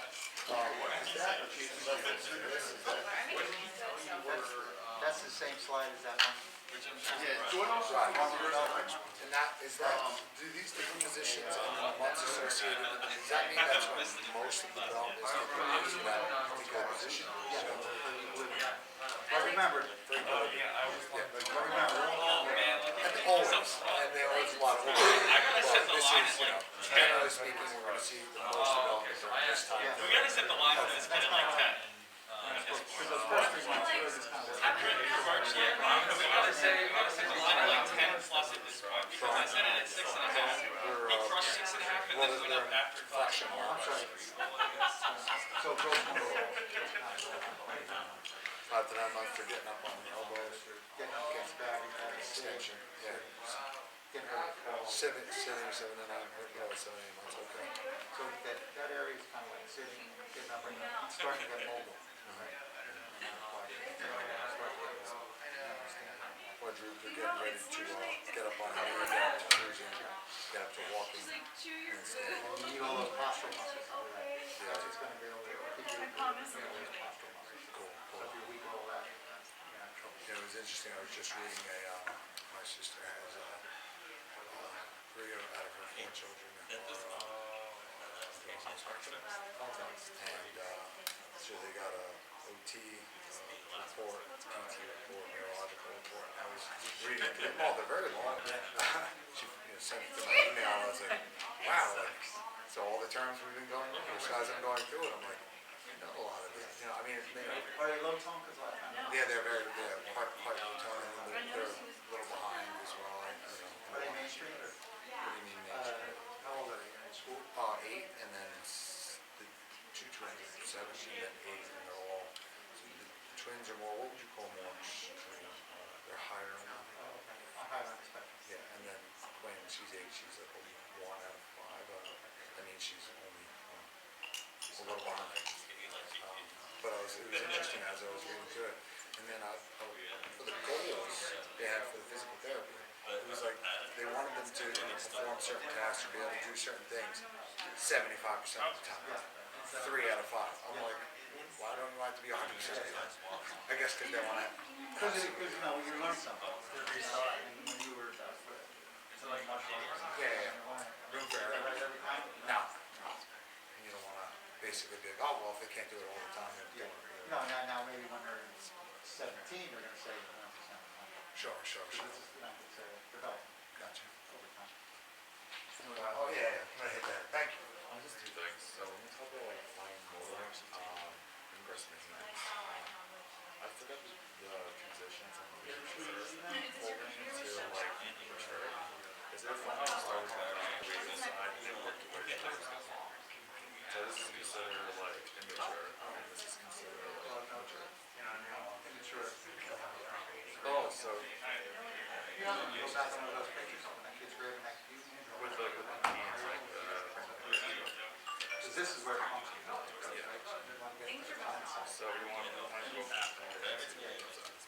then we're talking about like reactions. So equilibrium reaction, it's not considered hospital. Which one is it? That would be equilibrium. How do you do it? Like, oh, and right. Okay. The visual. Oh, no, I'm sorry, this is about the pastoral muscle. Yeah, no, So you start the weight. It's like the SDM. better understand what stuff was doing. Basic hardcore labor. So, so this is all equipment. These are all additions, this is all. There's a difference. You're selling it, but you're like that street Criminal where thing. I have, Yeah, testing. I made work done. I just think this one started. Because it, you went, it's the only reason I do it. You know, something once a while. Why? Because you get better ones. But I would like it when you're What's again in class about is like if all else fails, it's not like equilibrium reaction is like when you can't like curve it back and stuff, you enter protect it that word and then there's a right reaction. Now, they all kind of interlac. There's not 1, 2, 3, they all kind of interact. I have a protective reaction when I can no longer hold my. Yeah. And then protective and stuff is like not just like happening and stuff, just like go to like No, no, they just all work together.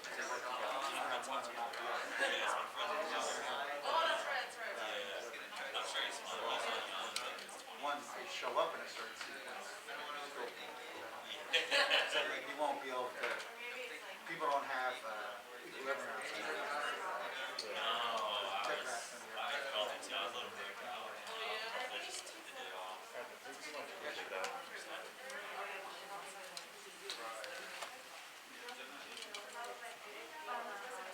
Yes. So, Mel, she emailed you. Yes. Yeah, I want to give her an answer first, so. Oh, yeah, that's fine. She just asked me to just ask. Yeah, no problem. I'll work it out. Okay. Today, I didn't send you this video this morning. I caught it in my cab this morning. I don't know what I did. So on the stairs, like I might have been in the group. This thing where like Bill was scratching the shit out of me on the stairs. I'm like getting crazy. Oh, no, that's like double reading. So like this morning, I get a video of me doing that. Guys, and it's like he woke up into violence. This morning, and then he sprinted at me.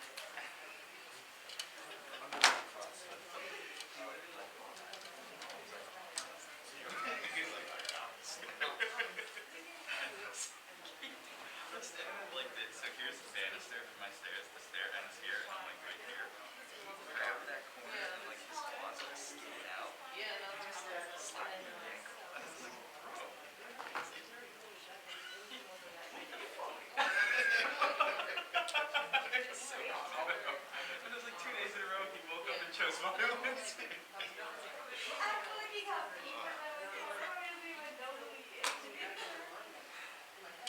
said he might be here for lab, but odds are low. No, we don't want him here. So we can hang out with Joe and Juan. Yeah, right? I'm sure Joe just jerk each other up. So Bumble is now telling me that I get. Oh, I'm off dating apps. I don't care anymore. I'm not trying. Just a little bit. Someone else is 100% casual, like serious or casual. It's now you can't find anything serious. Here's options, dude.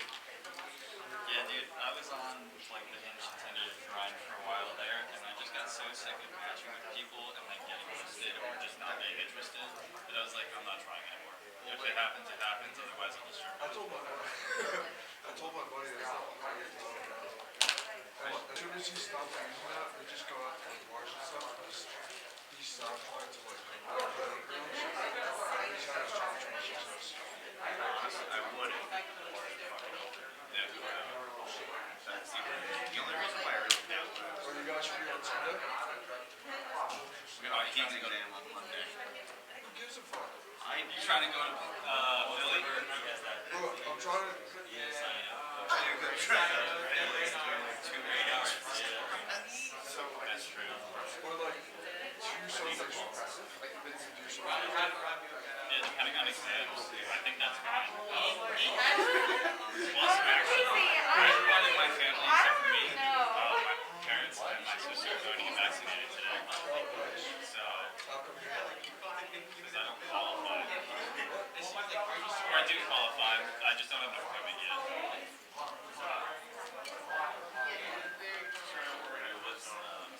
So yeah, so like going out and seeing people again is going to be like easier now that everyone in my family is getting vaccinated. I have a trip to Jason Cambridge, so if I don't get vaccinated, I need to go. That way I know I'll be good. You don't want to get COVID. I'm not kidding you when I told you no, when I say you almost killed me. That's insane. I'm pretty sure I had it. Yeah, they put me in the hospital to the point where like I was on like oxygen, almost on vent, and then like Question.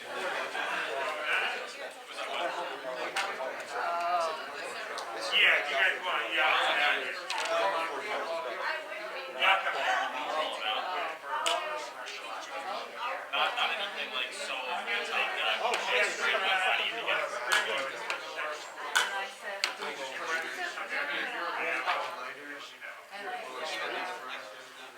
No, dude, I was actually like very relaxing with my life. It was like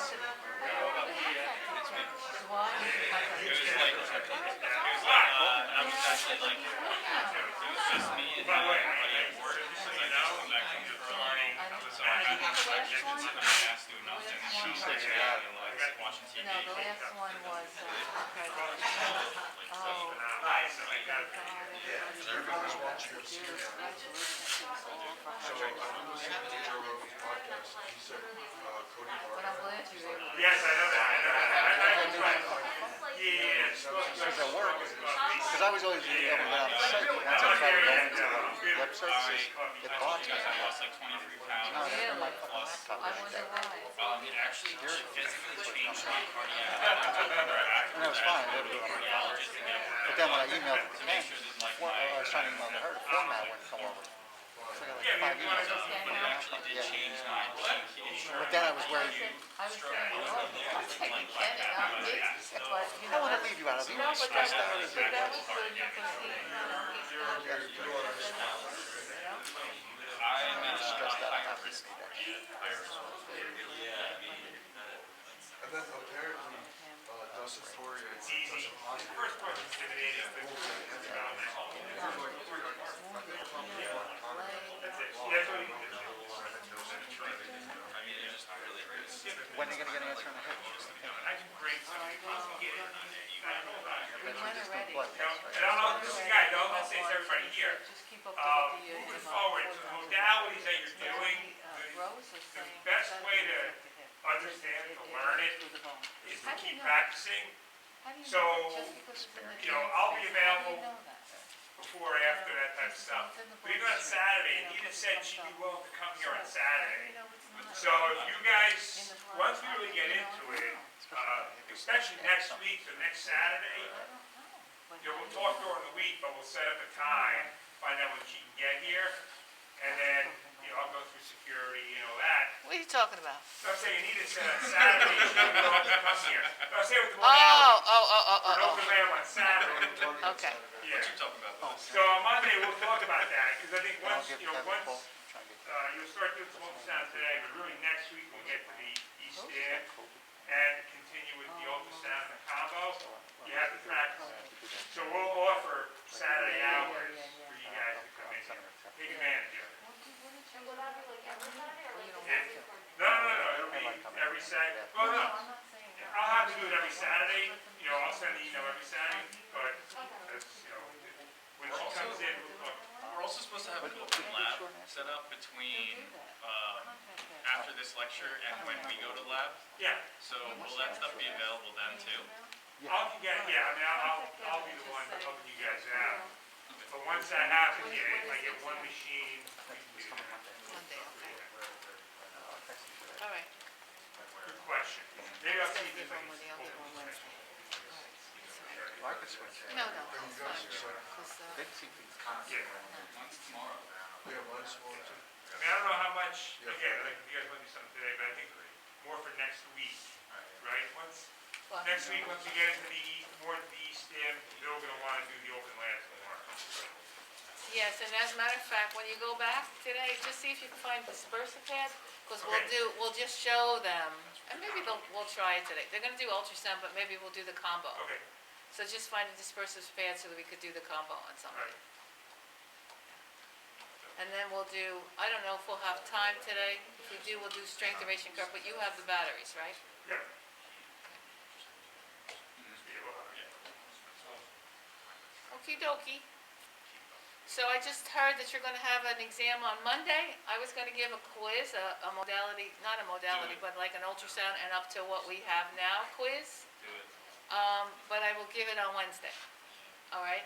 So you'll have another day, and this way I could cover a little bit more information too, because I'm gonna ask you some definitions, just to make sure that you understand. So when we talk about, just for example, what attenuation is, or what frequency is, or what's hypoglycemia, I just want to make sure that you're able to verbalize that, I should say, so that when you go on your clinical fill, if anybody asks you, you're okay with saying, yes, this is ultrasound, and there's thermal and non-thermal effects, and there's pulse versus continuous ultrasound, and this is how it works. So I'm just making sure that you're able to do that, and as we go through East End, then we'll have probably the next week, I don't know if it's the next week or the week after, we'll do a 50-question exam, multiple choice. We'll also start GATE, and we'll send them all that information about GATE. We'll do the same, we'll do their, we have butcher paper? Or do we We have? do, Yes. I think we have enough. We have enough butcher Yeah. paper and powder? Maybe All not right, powder, but we- just double check, and then I'll tell them what they need to bring in for that. Okay? That doesn't mean you study Tuesday now, you just study the weekend for both. So electromagnetic radiation and cosine law and inverse square law. Yeah, I know. Can anybody verbalize that? What is the inverse square law? Intensity is inversely proportional. Anybody? It's right up here, right? Huh? Intensity is 1/distance squared, right? Which means what? What does it mean? Go ahead, Chris. Give it in extreme layman's terms. Go ahead. So the further away you are with it's gonna cover a greater surface area. The closer you are, it's gonna get more intense. Right, but by the square. What's that? 1 over x squared. Yeah. So it's inversely proportional to the square of the distance, right? Yes? Intensity of radiation is inversely proportional to the square of the distance between the whatever you're using, the source of radiation, and the object itself. Okay? So intensity equals 1 over d squared. So if you move it from 1 inch to 2 inches, it's 1/2 squared, which means that you've now decreased the intensity by 75%, so you're only, the object is only getting 25% of the radiation, and you've also increased the distance times 4, all right? The area covered. And what's the cosine law? It just deals with 90 degrees, right? The treatment is optimal at 90 degrees or perpendicular to the source of whatever you're treating. Okay, so you take your modality and you take your person, and it's at a 90-degree angle. So if you switch the angles, then it's going to change the reflection or refraction of the beam of whatever you're using. Okay? And then the Art-Schultz, or the Art-Schultz principle is that in order to get a biological effect, we have to create heat in the tissue, and when we talk about heat in the tissue, or we have to heat the tissue at an appropriate number or an appropriate level. If you heat it between 40 and 45 degrees centigrade, you're going to get a biological response. That's all. Okay, so anything less than that is going to do nothing. So if you have a hot pack that's brand new and you've had it in the water for 30 minutes, will you create a biological response? Will you? Stephen, will you? And if you will, why? And if you won't, why not? So I'll repeat my question. If I have a brand new hot pack from the vendor and I put it in the hydrocollator and I have it in for 30 minutes and then I take it out and I treat a patient, will I create a biological response? No, You say no. Why? because it might be a hot one. I don't know how long it takes to heat up. Because it won't be hot enough? Okay, that is correct, but anybody else? It takes 2 hours. Because it has to be in for 2 hours initially. How about between patients? 30 minutes. 30 minutes, right. What if it's the hydroculator, if you take a temperature of the hydroculator and at a Fahrenheit it's 189 degrees? Is that good, Isaiah? Isaiah, is that good? If I take a thermometer and I check my hydroculator, it's 189 degrees, that's all right, right? Yes, no? No, it's not? It's supposed to be hotter? I don't think, it depends on what you're actually checking for. What is the temperature of the hydroculator supposed to be? 160? Yes, Jay? 160 to 167, something like that? Yeah, okay, okay. So if it's at 189 degrees, what's gonna happen? Patient will burn, right?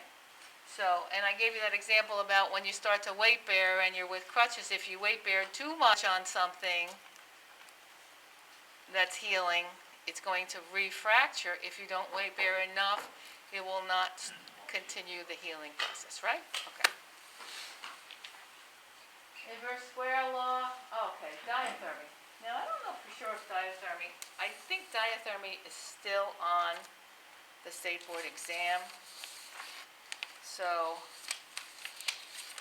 I think, so diathermy just means to heat through, okay? And diathermy is another deep heating modality. It's a deep heating modality that goes from 3 to 5 centimeters, just like ultrasound does. And there's different types of diathermy. There's electromagnetic diathermy, and there's also, there's electrical, it can be done through an electrical condenser field or capacitance field. And I'll tell you what that is in a minute. So generally, this converts, so it's a conversion of high-frequency electromagnetic energy into heat. So either the body becomes part of the circuit, or you place a drum or a coil directly on the patient, and I'll show you what they look like. So generally, the contraindications are metal, whereas for ultrasound, a contraindication is not metal. It's a cement or plastic, so because heat will conduct, this metal will conduct heat from this diathermy. The epiphysis of growing bones, as well as ultrasound, it's thought that the epiphysis of growing growing bones is a contraindication. Some people say more precaution because now they're talking about the fact that they use a very, very, very low intensity for fracture healing, and that they're saying that maybe it's not a contraindication. However, your book still states, I think it does, epiphysis. If it doesn't, then correct me on that, but I believe it says epiphysis. And the eyes, the testes, anything that's malignant, etc. So any of the contraindications. I think it's a periosteum. I'm I sorry? think it just says periosteum. The periosteum? Well, the periosteum, it's not contraindicated for the periosteum, but it could cause periosteal burning if you don't move it. So that's because of the shearing waves and the reflection when where the tissue changes interfaces. We'll talk about that in a second. Okay. All right. So the shortwave diathermy, and that's what you're going to be using, not microwave diathermy, but shortwave diathermy, is not reflected by the bones, therefore you won't get any periosteal burning with shortwave diathermy. Okay? Don't worry about the frequencies. I'm not going to ask you that. Nobody will ask you that. This internal vibration is caused from either electrical or magnetic energy, and this heats tissues with higher water content. So the adipose, the blood, and the muscle will become the targets for diathermy. Non-thermal effects, it's the same thing as a non-thermal effect. It's thought to promote tissue healing. That's all you have to know. Okay. This is a condenser field or capacitance, and you could see what this looks like. And the frequency on this is like 27 megahertz, but you don't have to know. This can either be continuous or pulse, meaning that the heat is on all the time or it's dissipated throughout the treatment. So a condenser field is, you could see that you have these two electrodes, and the patient is placed in between these two electrodes. It's more superficial, this type of diathermy. So as the current will flow through these two electrodes, it oscillates, and it's carried through the body parts, and as it's carried through the body parts, the person is part of that electrical field, and heat is generated. Okay? It says it creates a stronger electrical field, and it produces more heat in the superficial tissues, such as adipose. So be careful when you're using diathermy. If you're using diathermy is not used a lot anymore, but if you use it, the tissue that offers the greater resistance to current flow will actually generate more heat. So that's why in somebody who's obese, this may not be the treatment of choice. Okay? I just want you to know that it's a deep heating modality. All right? With a condenser field, the patient actually becomes part of the electrical circuit because the pads are on either side of the patient. So in this particular picture, I would place one here and one here to go through the shoulder, let's say, if I was treating the shoulder. Okay, so that's treating through an electrical field. But treating through a magnetic field, or an induction field, doesn't place the patient within the circuit itself. It's deeper, and again, this heat increases tissue temperature, and the magnetic field causes the oscillation of the particles in the cell, or the positive and negative, these polarities that move around and that get attracted and bounce off each other and create heat. Okay? Another type of shortwave diathermy is these cables which produce an eddy current, and that's just an eddy current inside the limb will cause small circular fields within the fluid itself, and these fields will generate heat. Okay? All you have to know about diathermy. I'm not going to ask you the physics of diathermy. I'll just say, does it heat by convection, conduction, etc.? And it's a conversion type, right? Just like ultrasound is. And is it a deep heating modality? Yes, it is. Okay. All right. Infrared and ultraviolet, they both emit electromagnetic waves, and when we talk about infrared and ultraviolet, we need to know about that cosine law and that inverse square law, right? So infrared is used for wounds, it's used for muscle spasms. Infrared actually penetrates about a centimeter. Some books say 2 centimeters. This is just the same thing as a superficial heating modality like a hot pack, but ultraviolet is millimeters. Okay, so the penetration of ultraviolet is 1 to 2 millimeters, infrared is 1 to 2 centimeters. So a tissue temperature will increase, but that's dependent on the power of the wavelength, the power as well as the wavelength. So it depends what kind of lamp you have, how far you have it away from the tissue, 12 inches, 16 inches, 24 inches, the angle that you put the lamp itself, because you can get reflection or refraction or attenuation or any of these things that can happen with a lamp, but remember it's optimal at 90 degrees, and as well as how much heat or how much of this radiation the tissue absorbs. So again, I said that ultraviolet absorbs in the first few millimeters, and ultraviolet rays are talked about in nanometers. So nanometers are the wavelengths, or what is a wavelength? Anybody know what a wavelength is? It's really simple. A wavelength is just the distance between two waves, right? So if you have a longer wavelength, then you have greater penetration. Okay? So, indications with these things are seeping wounds, chronic conditions, and ultraviolet you see a lot used for psoriasis. The important thing about when you use any of these lamps is that you want to remove all the jewelry. You also want to use opaque goggles to protect your eyes.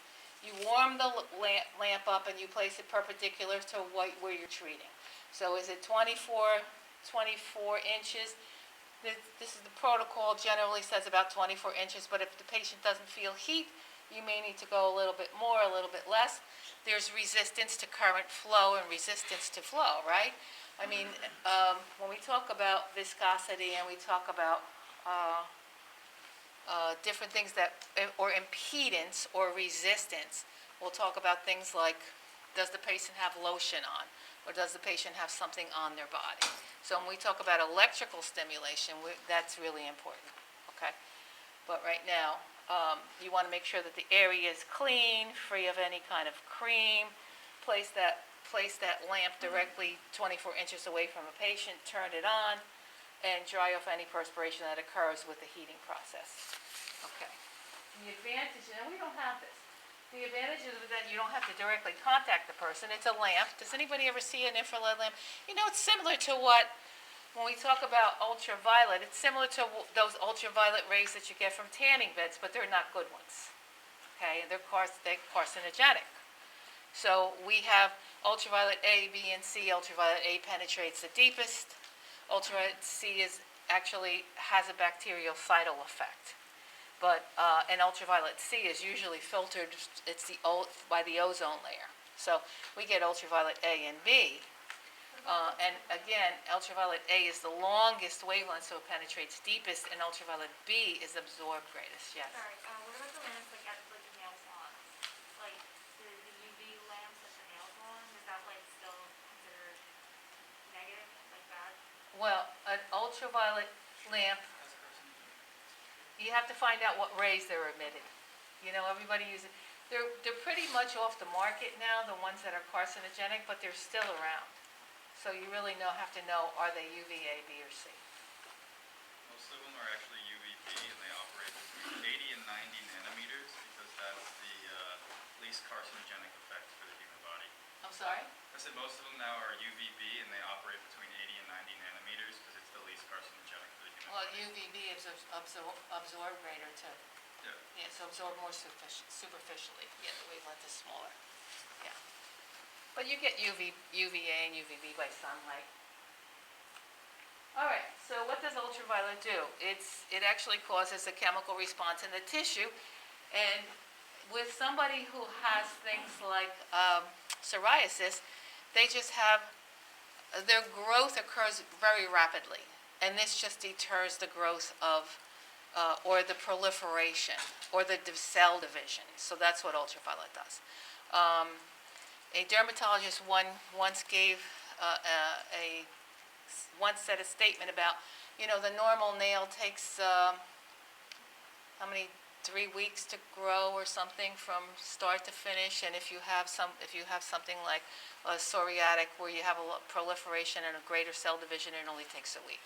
So it's a very, very rapid cell division that results in these plaque-like substances. I don't know if you know anybody who has psoriasis, but it's white, shiny plaque-like substances, and sometimes can become inflamed and can become very painful.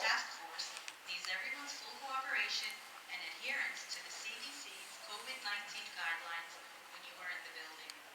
Everyone must wear a face mask at all times in public areas of the building. Everyone should observe social distancing, which is 6 feet apart.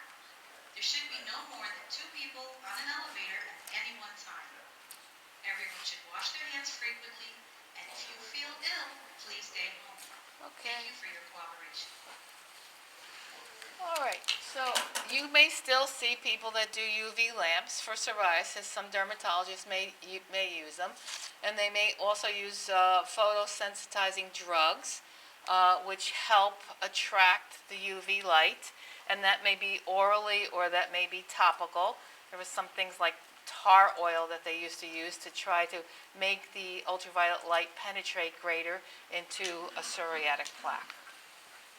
All right. So the light can be reflected, refracted, absorbed, or passed through. So any kind of... All right.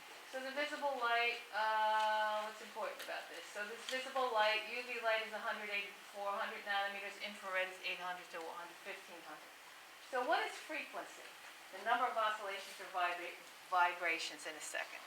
So the number of oscillations in a second, and it's represented as hertz. So that's frequency. So when we talk right after this about ultrasound, we talk about megahertz. And megahertz is 1 million hertz, right? As opposed to 1 hertz per second. So frequency, we have, everybody know what an AC current is, because what we're talking about, what we're going to be talking about, and we talked about with diathermy, is a high frequency AC current, alternating current. Alternating current means that we have a line and we have a positive and negative polarity. If the distance of the waves are the same on positive and negative polarity, there's no net charge effect. Okay, so we don't have any positive or any negative polarity. If there's a difference, then whatever is greater is where we'll have an effect, either a negative buildup or a positive buildup. Okay? Yes? So ultraviolet has shorter wavelengths than infrared, Yes. and so infrared Infrared penetrates greater. deeper. Yes. Right? So what do these numbers mean then? These are just nanometers. That's just a nanometer. The higher frequency, the shorter the wavelength. Not that, I'm sorry. These numbers up here, the visible, this is visible wavelength. Wavelength is measured in nanometers. UV light is 180 to 400 nanometers. And ultraviolet goes from, ultraviolet goes from 180 to 400. And infrared goes from 800 to 1500 nanometers, wavelengths. I guess I'm just confused because if ultraviolet has a shorter wavelength, wouldn't there be more of them in a given space than, you know what I mean? So you have 800 to 1500 nanometers. I'm wondering how No, this- don't confuse them though. Don't confuse them because Wavelength ultraviolet A has the greatest. I'll show you. Just let me finish. Here's Sure. ultraviolet A. Ultraviolet A is 320 to 400. Ultraviolet B is 290 to 3. So when we look at these wavelengths, we see that this ultraviolet A has the largest wavelength. Don't confuse infrared with ultraviolet. Okay. But what I did want to point out here is that the higher the frequency, the shorter the wavelength. Do you understand that? So the greater the frequency, the greater times that occurs within a second, the distance between the waves becomes smaller and smaller and smaller. Yes? So I'm assuming that means UV light, there's more frequency with UV light than there's infrared. Yes. Yes. Okay. So ultraviolet A, this penetrates the furthest into the dermis. Well, it's It's 100 to 100,000 to 1,000 times less potent to cause erythema, so to cause redness. So if we want a sunburn effect, or we want a redness, or we want erythema to occur, then we need to use UVB. Okay? Because UVB produces the most skin erythema. Why? Why? If one penetrates more, what's the other one doing? It's being absorbed. So the UVA is penetrating deeper, but the UVA is being absorbed more superficially, so it's causing erythema. Okay? And that's used for psoriasis because it's thought to decrease cell division or to decelerate cell division. So we use UVB and that's all you have to know. UVB is used for psoriasis. Okay? UVC is usually associated with cold quartz, and it's usually associated with establishing a bactericidal effect. So UVC is used for wound healing. Okay? UVB for psoriasis, UVC for wound healing. Okay? And if we want to determine how much UV we need, how long we need the lamp on, what's the distance that we're going to determine that we need to put the lamp close to the patient in order to determine if the person has a minimal erythemal response, we have to do something initially with this person. So we have to take, and I forgot my little, I'll show it to you in lab. You said UVB causes most erythema, right? The erythema, UVB. Yeah. Yes. Okay? All right. If you use a drug, some kind of drug or drug desensitization, like Sorolin or something that's topical, as I said before, then you can get erythema, and that's known as PUVA. So Sorolin UVA. They're not going to ask you that on the state board. They're not. Okay? All right. So, indications, pressure sores, acne, wound care, psoriasis, mostly you'll see for psoriasis. And for wound care, you use UVC, that cold quartz lamp. Usually it's a handheld lamp that you bring into some room, and you turn it on, and you administer a couple minutes of this treatment, and it helps with wound care. You may not even see this out there. Okay, a lot of people don't use this, and a lot of dermatologists use this in their office, but just in the event you do. Contraindication, somebody who's sensitive to photosensitivity, somebody with cancer, especially if there's malignancies. Systemic lupus erythematosus. This is a systemic disease, an autoimmune disease that's associated with joint pain and systemic inflammation. Usually a person gets butterfly rashes on their face, so it's contraindicated. Liver, kidney disease, active tuberculosis, any acute problems. And if somebody is on things like antibiotics. Okay, so precautions again. Patients will have an increased sensitivity to UV radiation, resulting in a decreased MED if they're on things like Sorolins, tetracyclines, St. John's wort. Okay, so if they're on this kind of stuff, they may have a decreased sensitivity, and it may be difficult to establish a minimal erythemal dose. I'll explain what that means. All right. So here's the lamp. Just place it on the person. You put goggles on the person. You walk away, and you have a certain amount of time. These are psoriatic plaques. This is psoriasis, and looks painful, right? Psoriasis is also associated with psoriatic arthritis. So some people that have psoriasis also have psoriatic arthritis. It affects skin, it affects joints, it affects nails. Okay, and it is systemic, and it's usually, what's the word I'm looking for? Both sides. Bilateral? Bilateral, thank you. It's usually bilateral. Is this at all related to eczema? Excuse me? Is this at all related to eczema? It's different from eczema. Eczema's not the same. Yeah, are they related at all? Eczema is a skin disorder, but it's not the same as this. No. This is not, eczema doesn't result in this proliferation. Okay. But you can have proliferation with, oh, thank you. Okay, so how do we establish an MED? Oh, you feel like walking back?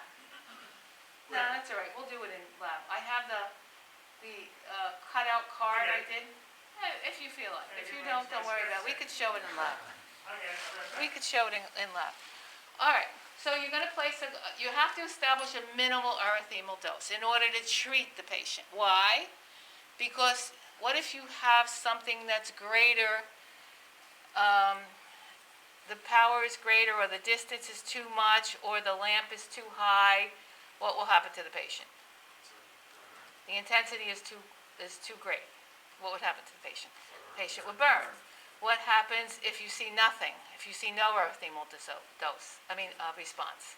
No therapeutic Then benefit. you haven't done anything, right? So we have to establish this minimal erythemal dose. We want a little erythemal dose. So everybody's different, and dark-skinned people are going to be different. And my skin is going to be different from Ashka's, because she's darker than I am, right? Dan's probably going to be a little bit different than me. He looks a little lighter, I don't know, a little lighter than me. So everyone you have to establish a minimal erythema dose. Okay, so when does this redness occur? Minimal erythemal dose is the first dose to happen. It appears within 1 to 8 hours, and it disappears within 24.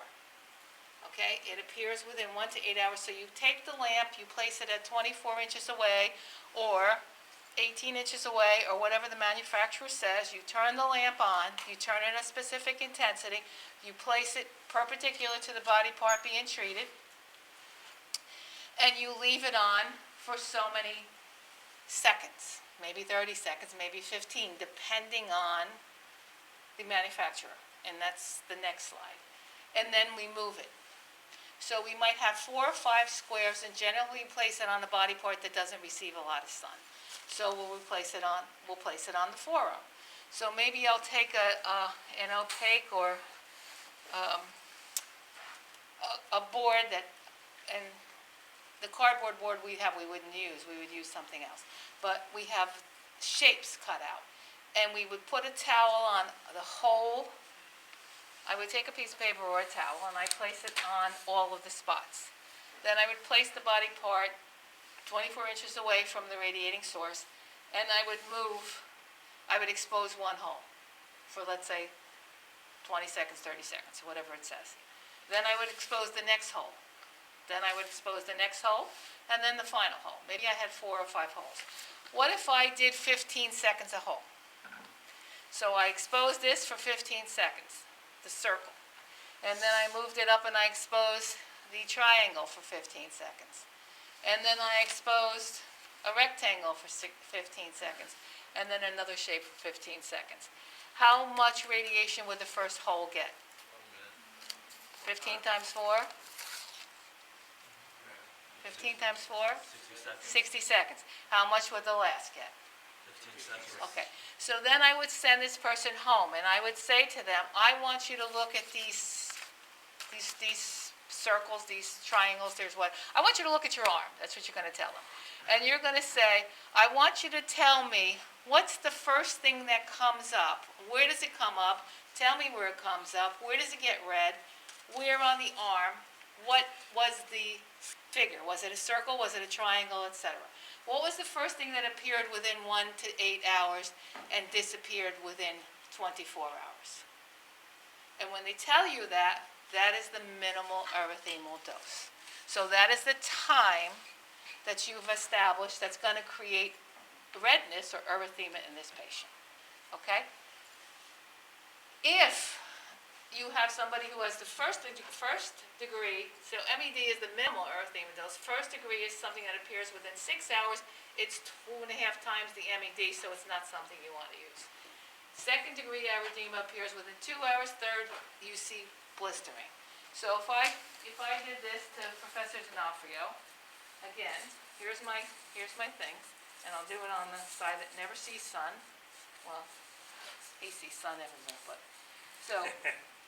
Again, I cover this all up, and then I move my lamp. So what is this? A square, and then a diamond, and then a circle, and then whatever this is. But they, they give you something, a triangle, yeah. And then here is where he's turned red between 1 to 8 hours, and it disappeared within 24. So if I said this is 15, 15, 15, what's his minimal erythemal dose? When did he start to get red? How did I establish it? By doing this, and what was the results? 30 seconds. 36, 30, 15, 30, 45. I said they were 15, right? So 15, 30, 45.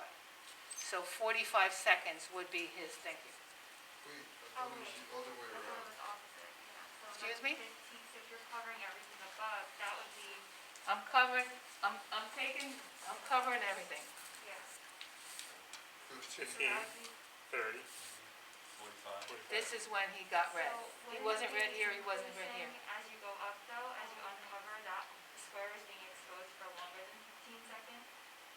Because by the time you're uncovering the. Oh, I see what you're saying, Yes, you're right. So this was 15 seconds, right? This would, I see what you're saying. So That's a if, So it's- let's say, because it's it a would be minute, him, yeah. 45, 30. Right, so what would the number be? 30 for that circle. Yes. Did everybody hear that? Yes. So this would be the most exposure, right? This would be the least exposure. Yeah, thank you, Ashka. This would be the most exposure, this would be the least exposure. So this would be 15, and then I did another 15, so this would get 30. I did another 15, this would get 45. I did another 15 here, this would be 60 seconds. So if he was red here between 1 and 8 hours, it would be 60 seconds would be the minimal erythemal dose. Here would be 45, here would be 30. Yeah. So it's gonna travel up beyond, so if you're red down here, you're not gonna be red up here, if that's your minimum. Yeah.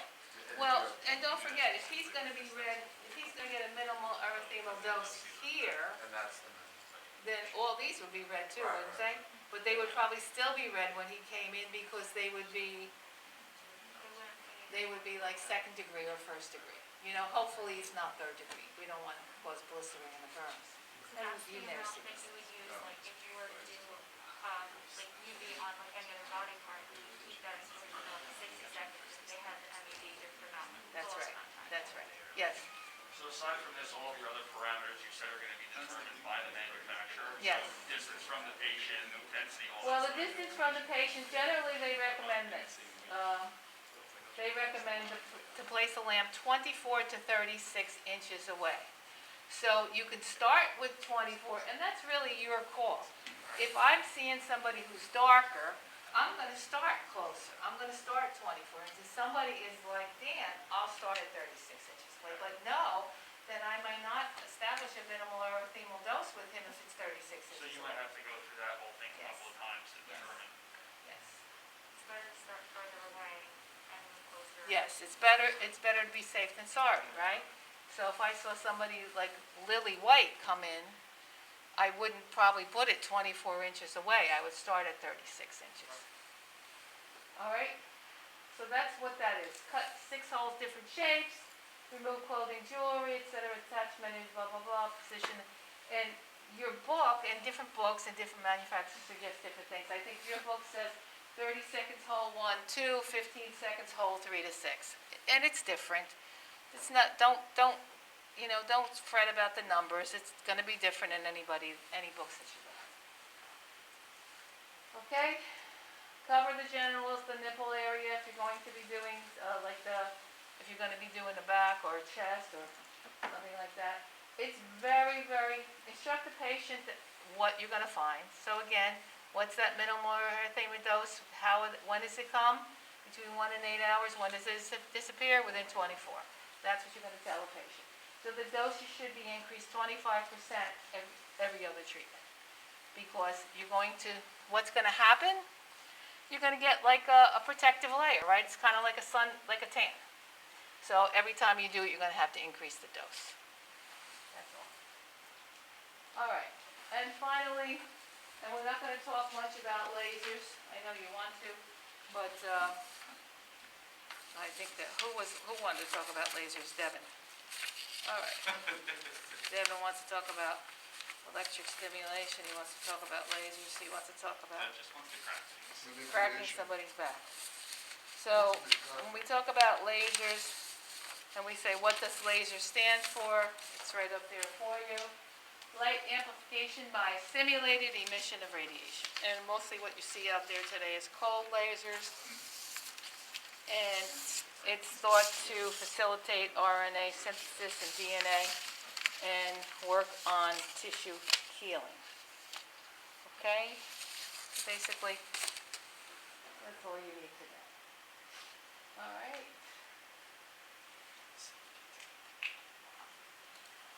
What is, did you mention what diathermy is mainly used for these days? Diathermy you may see used it. The problem with diathermy is that because of reflection and the refraction and everything else associated with it, you need a closed-in area.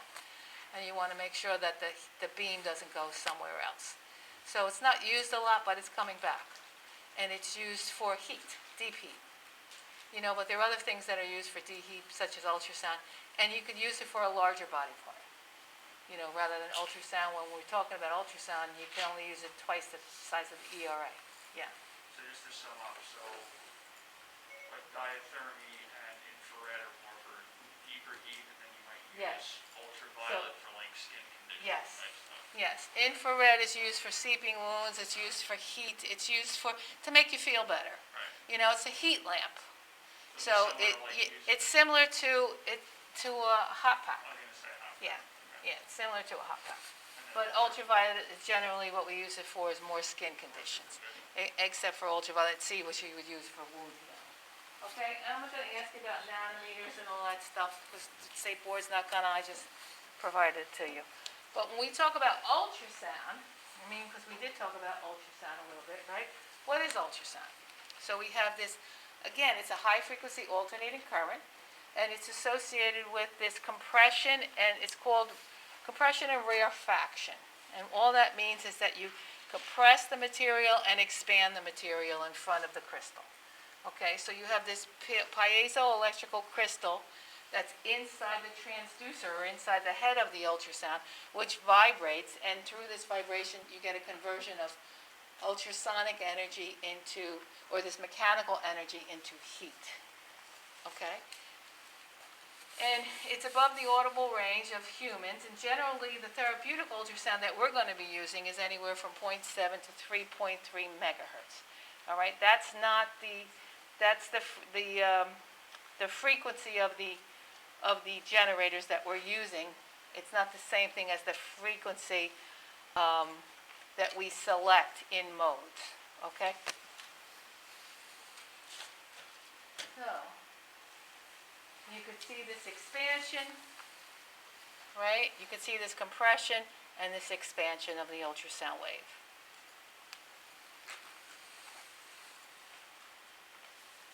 All right. Ultrasound will fall into a thermal. What's thermal mean? Heat, right? In the mechanical category, their ultrasound penetrates as far as deep as 5 centimeters. So it's regarded as a deep heating modality, and it can heat. It heats particularly, does not heat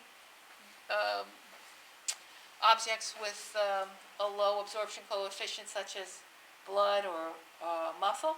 So it's not good for blood and muscle, but it's good for things that have a high protein content, like collagen, tendons, ligaments, fascia.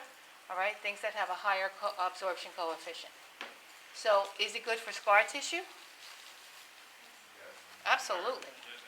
Absolutely. But it's not good for muscle. All right, so if you have a muscle spasm, it's not your modality of choice. All right. So it also has non-thermal effects, and the non-thermal effects are associated with decreasing capillary permeability and letting the tissue heal.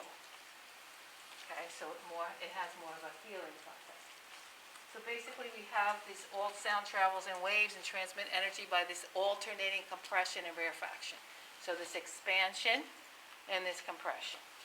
We have different types of waves. I sent you 2 of these because the other one's a little bit simpler, I think, to to look at. If you want to look at both of them, it has the same material, but it just has simpler information. So you have these longitudinal waves, and these waves come out of the transducer, which is the sound head, and we also have shearing waves. So these shearing waves will branch out at tissue interfaces. So you have to be careful with these waves that do this, because as they do this, they travel along the area. So when we talk about tissue interfaces and we talk about where tissue meets bone, you could have the shearing waves travel along the bone and cause periosteal burning. Okay? So again, we need to hold the sound head like this and not like this. You know, again at 90 degrees to where we're ever treating. And these waves will occur anyway because of the nature of the wave. It's going to shear when it hits a bone. And so in order to provide periosteal burning, what we need to do is continually move the sound head. Okay? We need a coupling agent because ultrasound doesn't travel through air. So we could also do indirect ultrasound with water. So what's our coupling agent then? Water. But what kind of a tub do we put the ultrasound head in? Metal? You know, we used to put it in with, we used to put it in a whirlpool. But now they put them in plastic tubs. Or some kind of design tub that's special for ultrasound. All right, parameters. So if we the number of oscillations, the number of oscillations in a second is expressed as hertz. So hertz, what's the frequency? 1 hertz is 1 cycle per second, 1 kilohertz is 1,000 cycle per second, and 1 megahertz is 1 million cycles per second, and that's ultrasound. So the human ear hears between 16 and 20,000 hertz, and ultrasound is greater than 20,000 hertz. Okay? So the the beams are well lined up. They don't diverge. Common frequencies that we see are 1 megahertz and 3 megahertz, and those are the ones that we all have in these machines, and you have them in your clinic.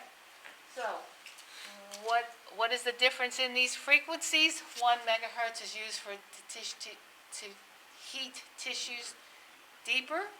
So 1 megahertz will heat from 3 to 5 centimeters, and 3 megahertz will heat from 1 to 2 centimeters. Okay? So here's your frequency, and this is what happens when you turn on your Excel machines. You see this, right? So what wavelength is longer? One for 1 megahertz or one for 1 megahertz. 1 megahertz. And didn't we say before that the longer the wavelength, the deeper the penetration?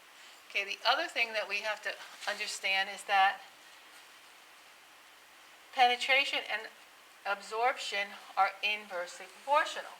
So if it penetrates deeper, is it being absorbed? No. Okay. So at which one then will feel hotter? The skin will feel hotter at what frequency? 3 megahertz. Yes, 3 megahertz. So therefore, when we use ultrasound on someone and we want to turn up or down the intensity, which would have a higher intensity? Which do you think you need a higher intensity for? 1 megahertz or 3? If our goal is to heat the tissue. Higher intensity is 3.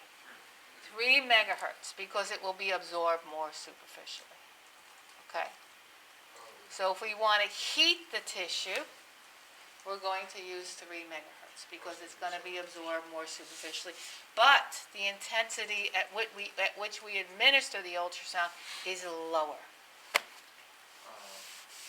Depending on the circumstance, like say if we're dealing with hamstring tendinitis, like upper body issue tube versus just say knee tendinitis, we would probably use 3 megahertz because it's more superficial, whereas we would use 1 megahertz for the deeper one because of all things getting away. Depends on how fat or skinny the person is, right?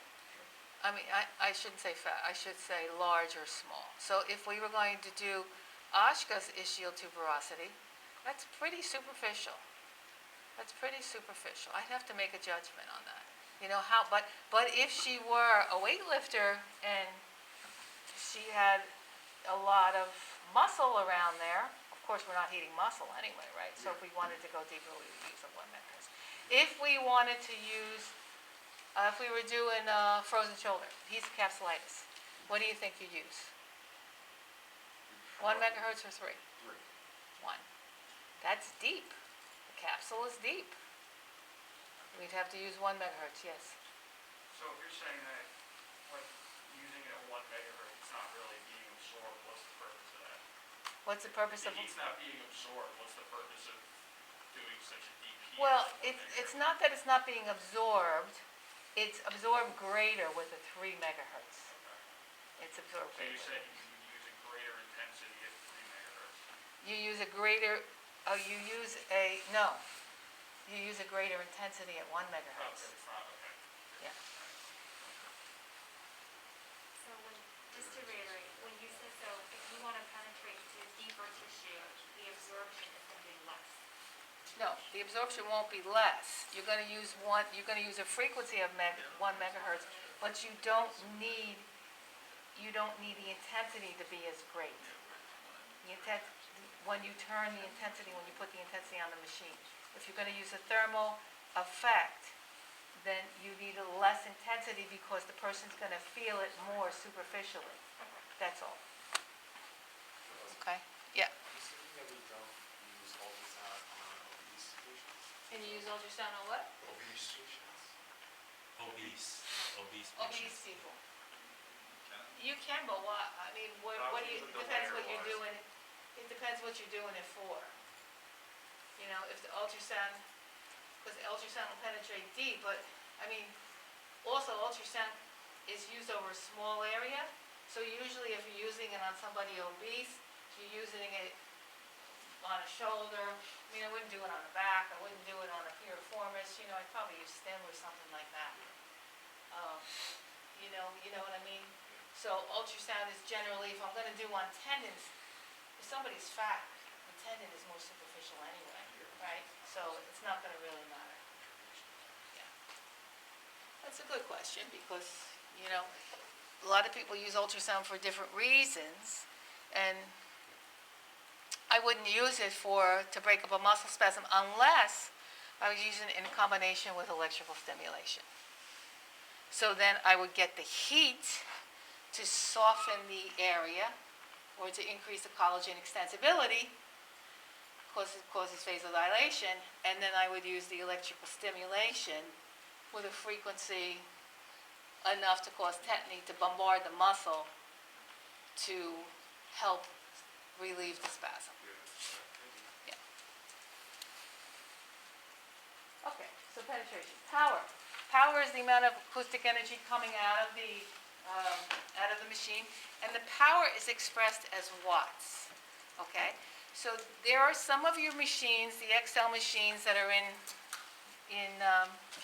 class, that have just power, and it says select power or select intensity. Intensity equals watts over centimeters squared. Power equals watts. So if you're going to select something that has power, you have to do your own conversion to find out what the intensity is when you turn the machine up. Okay?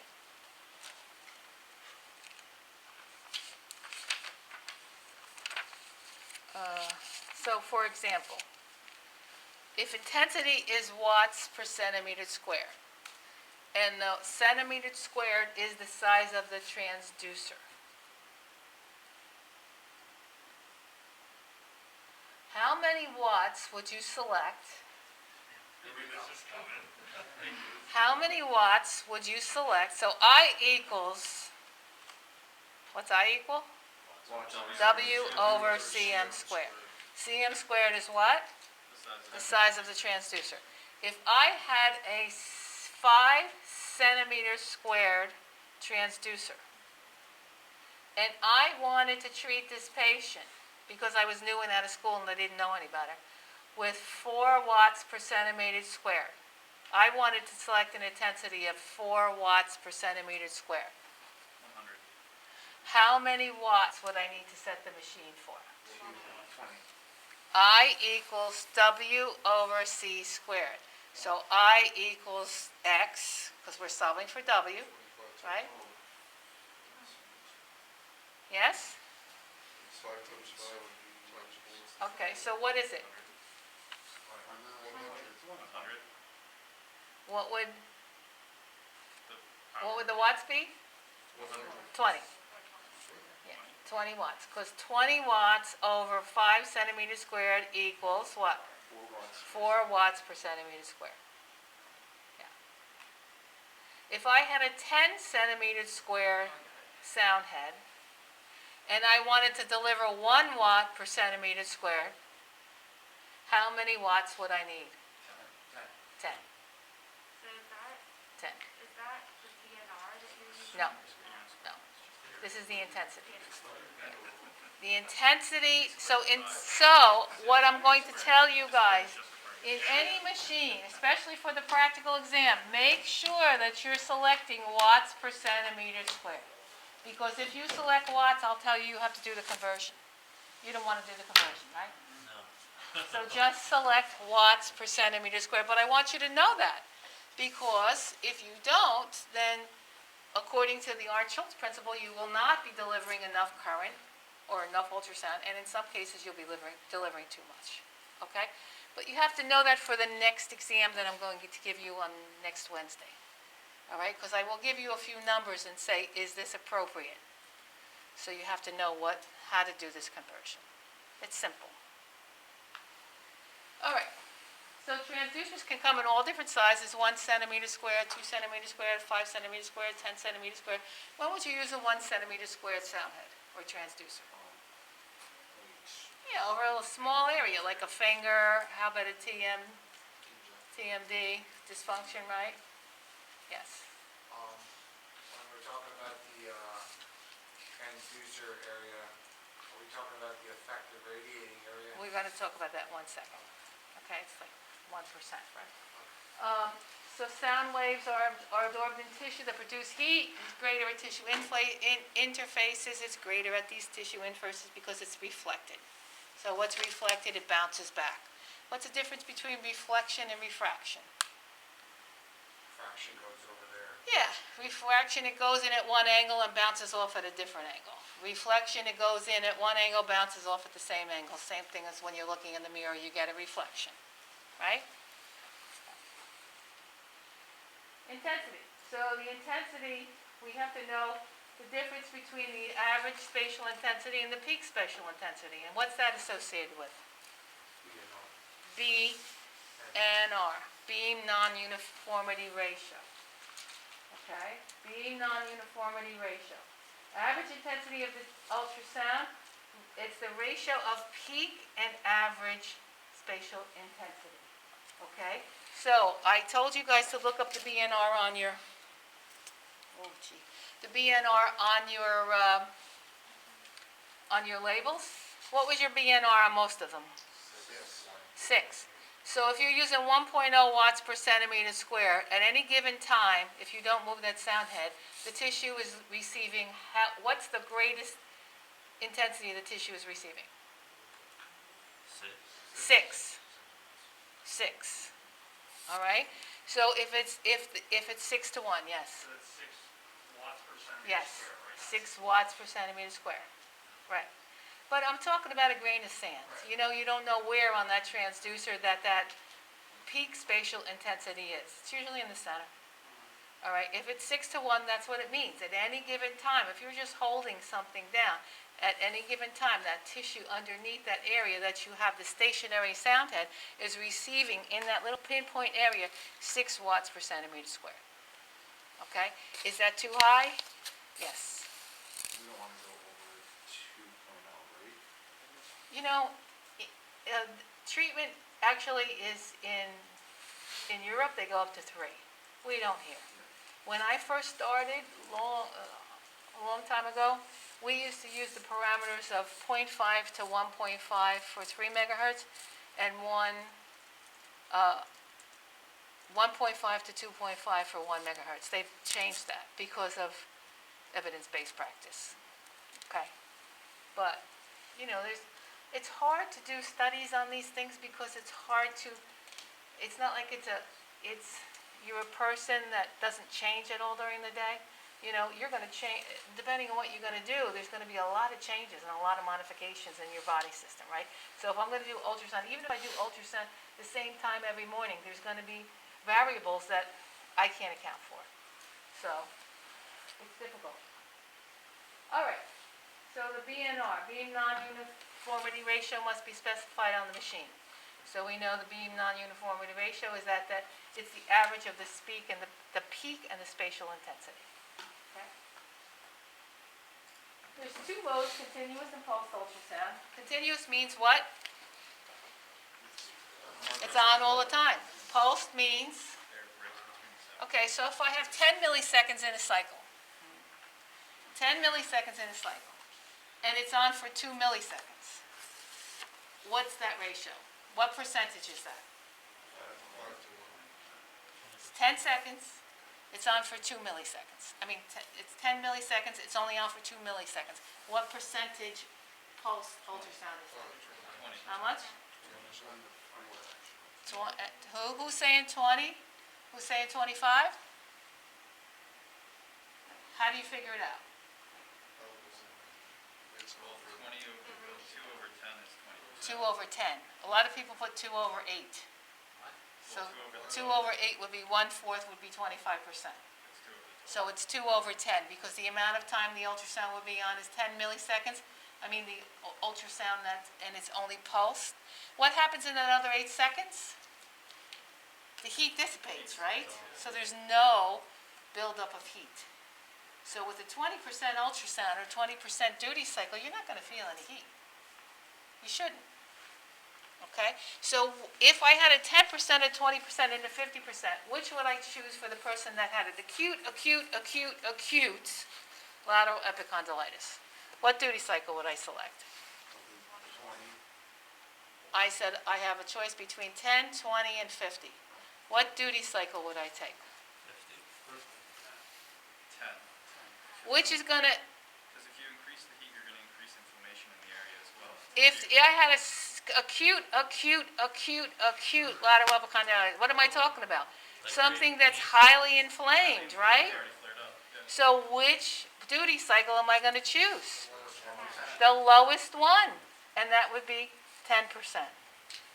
Okay, good. All right, continuous ultrasound on all the time. Pulsed ultrasound is on for a period of time. The heat diminishes when it's off. The ultrasound is on all the time, but the waveform or you're pulsing this. You're pulsing the energy. So it dissipates through the time that it's off. The ERA is that whole transducer head less 5%.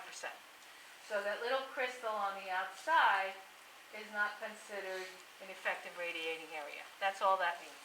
So, to answer your question, as you asked before, when I hold the sound head down, and a lot of people do this, they start working with the ultrasound, and then they're talking to somebody and they do this.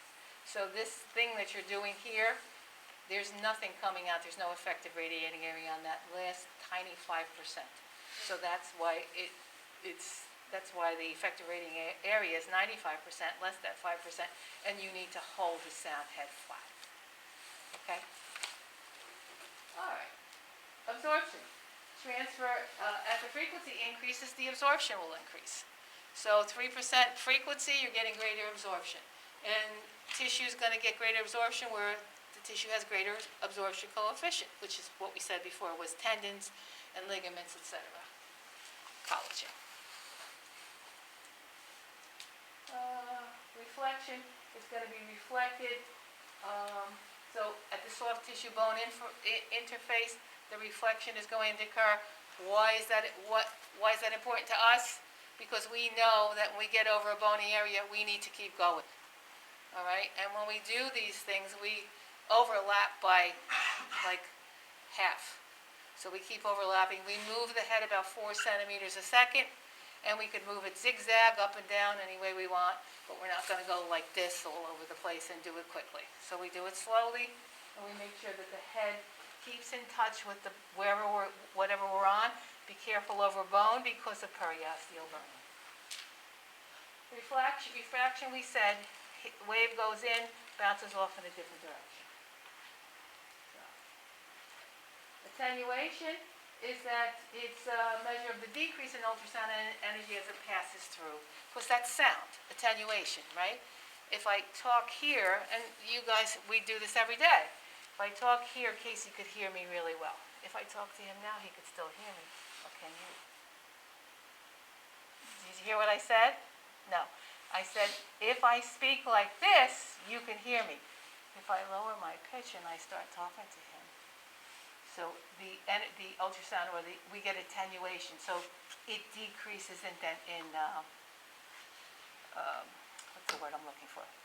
Decreases intensity over the course of the hall.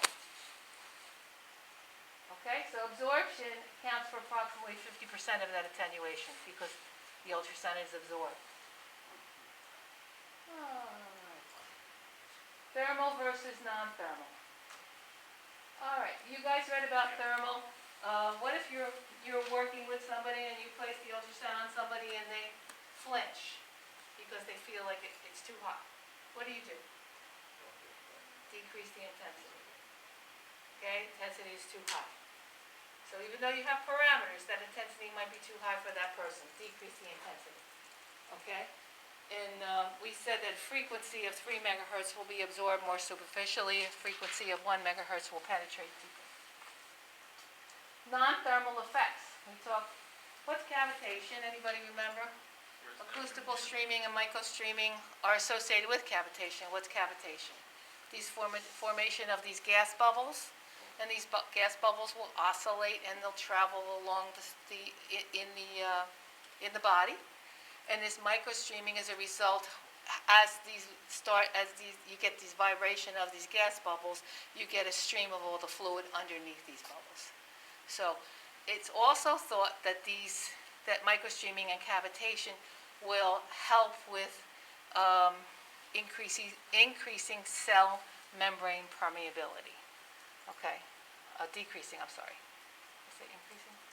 No, increasing.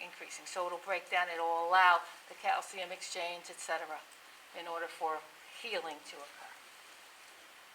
Okay? So thermal effects, these are the thermal effects you guys read about them. Let's see, where are we? Thermal effects, increasing tissue temperature, right? Increasing blood flow, increasing metabolic, same as heat. Pain reduction because it is heat. Increasing tissue extensibility, and the tissues heat up to about 40 to 45 degrees centigrade.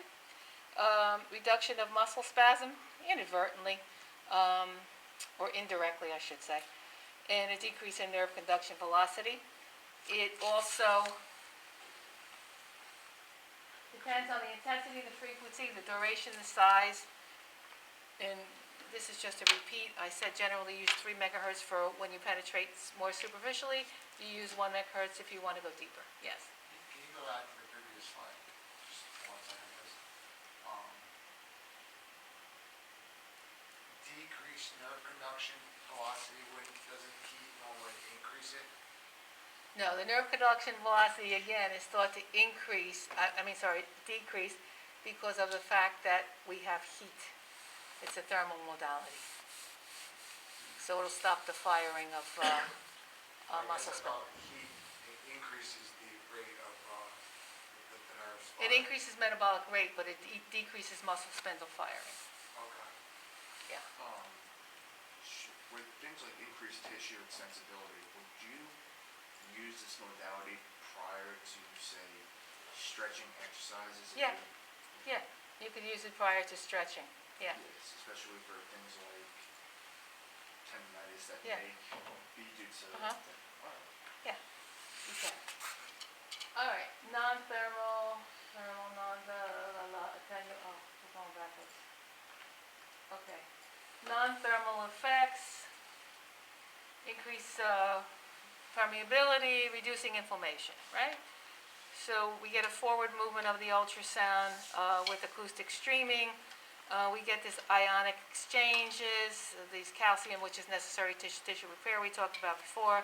It destabilizes the cell membrane and it increases capillary the cell permeability. And as we do that, it allows these molecules to diffuse into the cells to promote tissue healing. Other ways to use ultrasound. So, I don't know if I have it here, but I should have it here. Okay. There's stable cavitation and unstable cavitation. Stable cavitation is important because stable cavitation is used for that non-thermal effect. Unstable cavitation is when the intensity is too high and you get an explosion of these gas bubbles and an immediate release of a lot of energy or a lot of heat into the tissue to cause tissue destruction. Okay? So you don't want unstable cavitation. Generally, when you follow the provided parameters, that won't happen. Okay? But do not turn the machine up. And this is why I say ultrasound is not for an aide to use because an aide doesn't know this. So if you're able to set it to 3 watts per centimeter squared or 3.5, and some of these units have that ability, you know, a lot of them have this safety mechanism where it tells you can't use it. But if you're using an older machine that doesn't have that, you could actually cause a problem. All right? And then you're going to cause a burn. Remember I said somebody years ago that did ultrasound. I went to an ultrasound lecture. They had a transducer and they put chopped meat on it. And they turned it up to 3.0 megahertz and it cooked the meat in 5 minutes. So they actually took the hamburger and started to eat it. All right, so this is not something that you want to do. All right, if we're going to use it underwater, we can use it that's known as indirect ultrasound. Indirect ultrasound is underwater, okay? But the problem is the water will become the medium, so we don't need a coupling medium. We have the water, but the problem is that you lose water through lose heat, I should say, through the convection and the conduction. So when we put it in when we put the person in the water, the transducer is held about an inch away, but we have to increase the intensity, okay? So if you were going to choose 0.5 watts per centimeter squared, now you'd increase it by 0.5, so you'd use 1.0 watts per centimeter squared, okay, to make up for the loss of heat in the water. Okay. Other ways, phonophoresis. Phonophoresis is transdermal drug delivery. So it's delivery of ultrasound via a sound head. And the application, generally you'll see hydrocortisone or something like that. Hydrocortisone is anti-inflammatory. So do you think I would choose a pulsed or a continuous method if I'm looking to decrease the inflammation? Pulsed. Pulsed. So I'm going to put,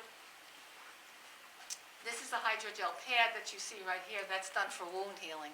But if I wanted to do hydrocortisone, which is for inflammation, I would place the hydrocortisone, again, if I'm doing a lateral epicondylitis. I do take what is this stick called?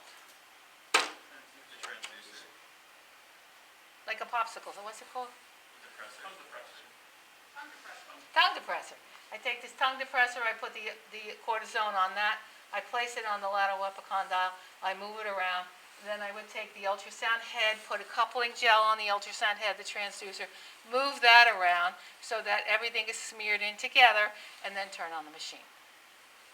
Okay, this as well as iontophoresis, which is delivery of medication via electricity. Either one that we use, if we use phonophoresis or we use iontophoresis, is the last thing we want to do because we want this to remain where it is. Okay, we don't want this person going to exercise and do everything to increase blood flow and have it go through the body. Okay? So, if we wanted to do with wound care, we use a hydrogel pad, so a sterile pad over the wound itself, and we could do ultrasound through that. Ineffective ultrasound is we have not enough gel, and if we have poor contact. Okay, adverse effects, burns, cross-contamination. So there's a spray that we use for the transducers so that we don't have cross-contamination between patients. All right. So use a coupling agent, take it out of the holder, start working with the patient, cover the entire area, 25% increments. wait until the timer is off. We could also use it in combination with electrical stimulation. Okay, let's see, frequency, duration of treatment, okay, this is what I want, because that's, all right. Generally, ultrasound is done 5 to 10 minutes, twice the size of the ER, of the transducer. Okay? Twice the ERA, effective radiant area of the transducer. So if you have a 5 centimeter sound head or 5 centimeter squared transducer, then how large of an area can you treat? 10 centimeters squared. So you can treat a 10 centimeter squared area for how long? I shouldn't say 5. For how long? It's 5 to 10 minutes for the area twice the size of the transducer, right? So if I wanted to treat a 20 centimeter squared area, how long would it take me to do with ultrasound?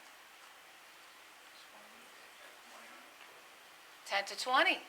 10 to 20 minutes for treating an area 10 centimeters squared. Isn't that a long time?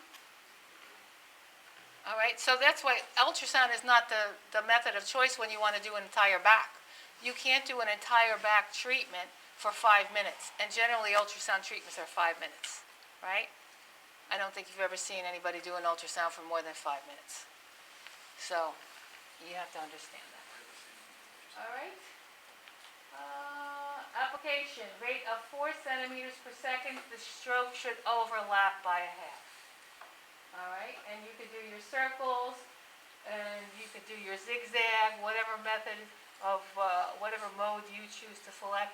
Make sure you look at the tissue you're heating, and make sure that you get a response from the patient and tell the patient what they're supposed to feel. All right, move the head to prevent periosteal burning. And indications for continuous joint contractures, these are just some. Muscle spasm, again, to heat the tissue around the area, not really to heat the muscle, or to use it with a combination of electrical stimulation. Neuroma, myalgia, pain, etc. Pulsed, what do we see? Acute, right? Acute bursitis, acute tendonitis, acute back pain. We also use it for scar tissue, to break down hematomas, and also for wound healing. Okay. Contraindications, fresh fractures, obviously thrombophlebitis, pregnant uterus, malignancy, reproductive organs, uncontrolled bleeding, hemorrhage in the soft tissue. So you're not going to do ultrasound on somebody who just came in after whiplash, right? Anything that contains fluid, heart, spine. So if somebody tells you, like they did me, a physiatrist actually told me to do ultrasound over a lady's left pec. And I called him outside of the room and I said, I don't think we want to do that. It's contraindicated, right? Over the heart. All right, precautions. Acute inflammation. Why is that a precaution? Because you can't use continuous ultrasound. Epiphyseal growth plates, fractures, which they're finding you can use low intensity ultrasound that we don't have, and breast implants, because they can implode, they can explode.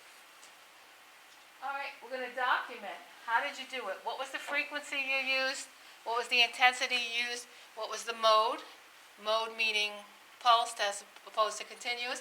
And how did you use it? Indirect or direct? Okay. How many minutes did you use it for? All right, so this would be Achilles tendon superior to the calcaneus, 1.5 watts per centimeter squared, continuous, 3 megahertz, 5 minutes.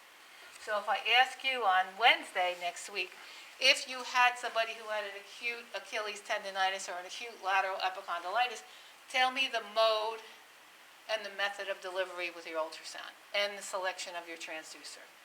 So if it's going to be superficial, you're going to use 3 megahertz. The intensity is going to be greater. I'm sorry, the intensity is going to be less. You're going to say whether it's continuous and for how many minutes over the area you're treating. Yeah, Andrew? So what would be your intensity or your frequency? You said, Your frequency would be 3 megahertz. you said the mode, what would that be? Oh, the mode is whether it's continuous or pulsed. Yeah, continuous or pulsed. All right? So here you see soft tissue shortening is thermal. 100% duty cycle, because you don't want to pulse it, right? You want heat, so it's 100% thermal. If it's 1 to 2 centimeters, we need 3 megahertz. If it's 3 to 5 centimeters, we need 1 megahertz. Ultrasound intensity is less with 3 megahertz than it is with 1 megahertz, and the time for treatment is 5 to 10 minutes for twice the size of the ERA. Okay? Tissue healing or inflammation, you always use pulsed ultrasound. Okay? And again, I said evidence-based practice is tough to do because you have to get a person. It's not like you have a mannequin that has the same temperature all day, doesn't exercise, doesn't do anything, just sits there. You know, there's a lot of variables and it's difficult to do evidence-based research. Okay. All right, let's go do it.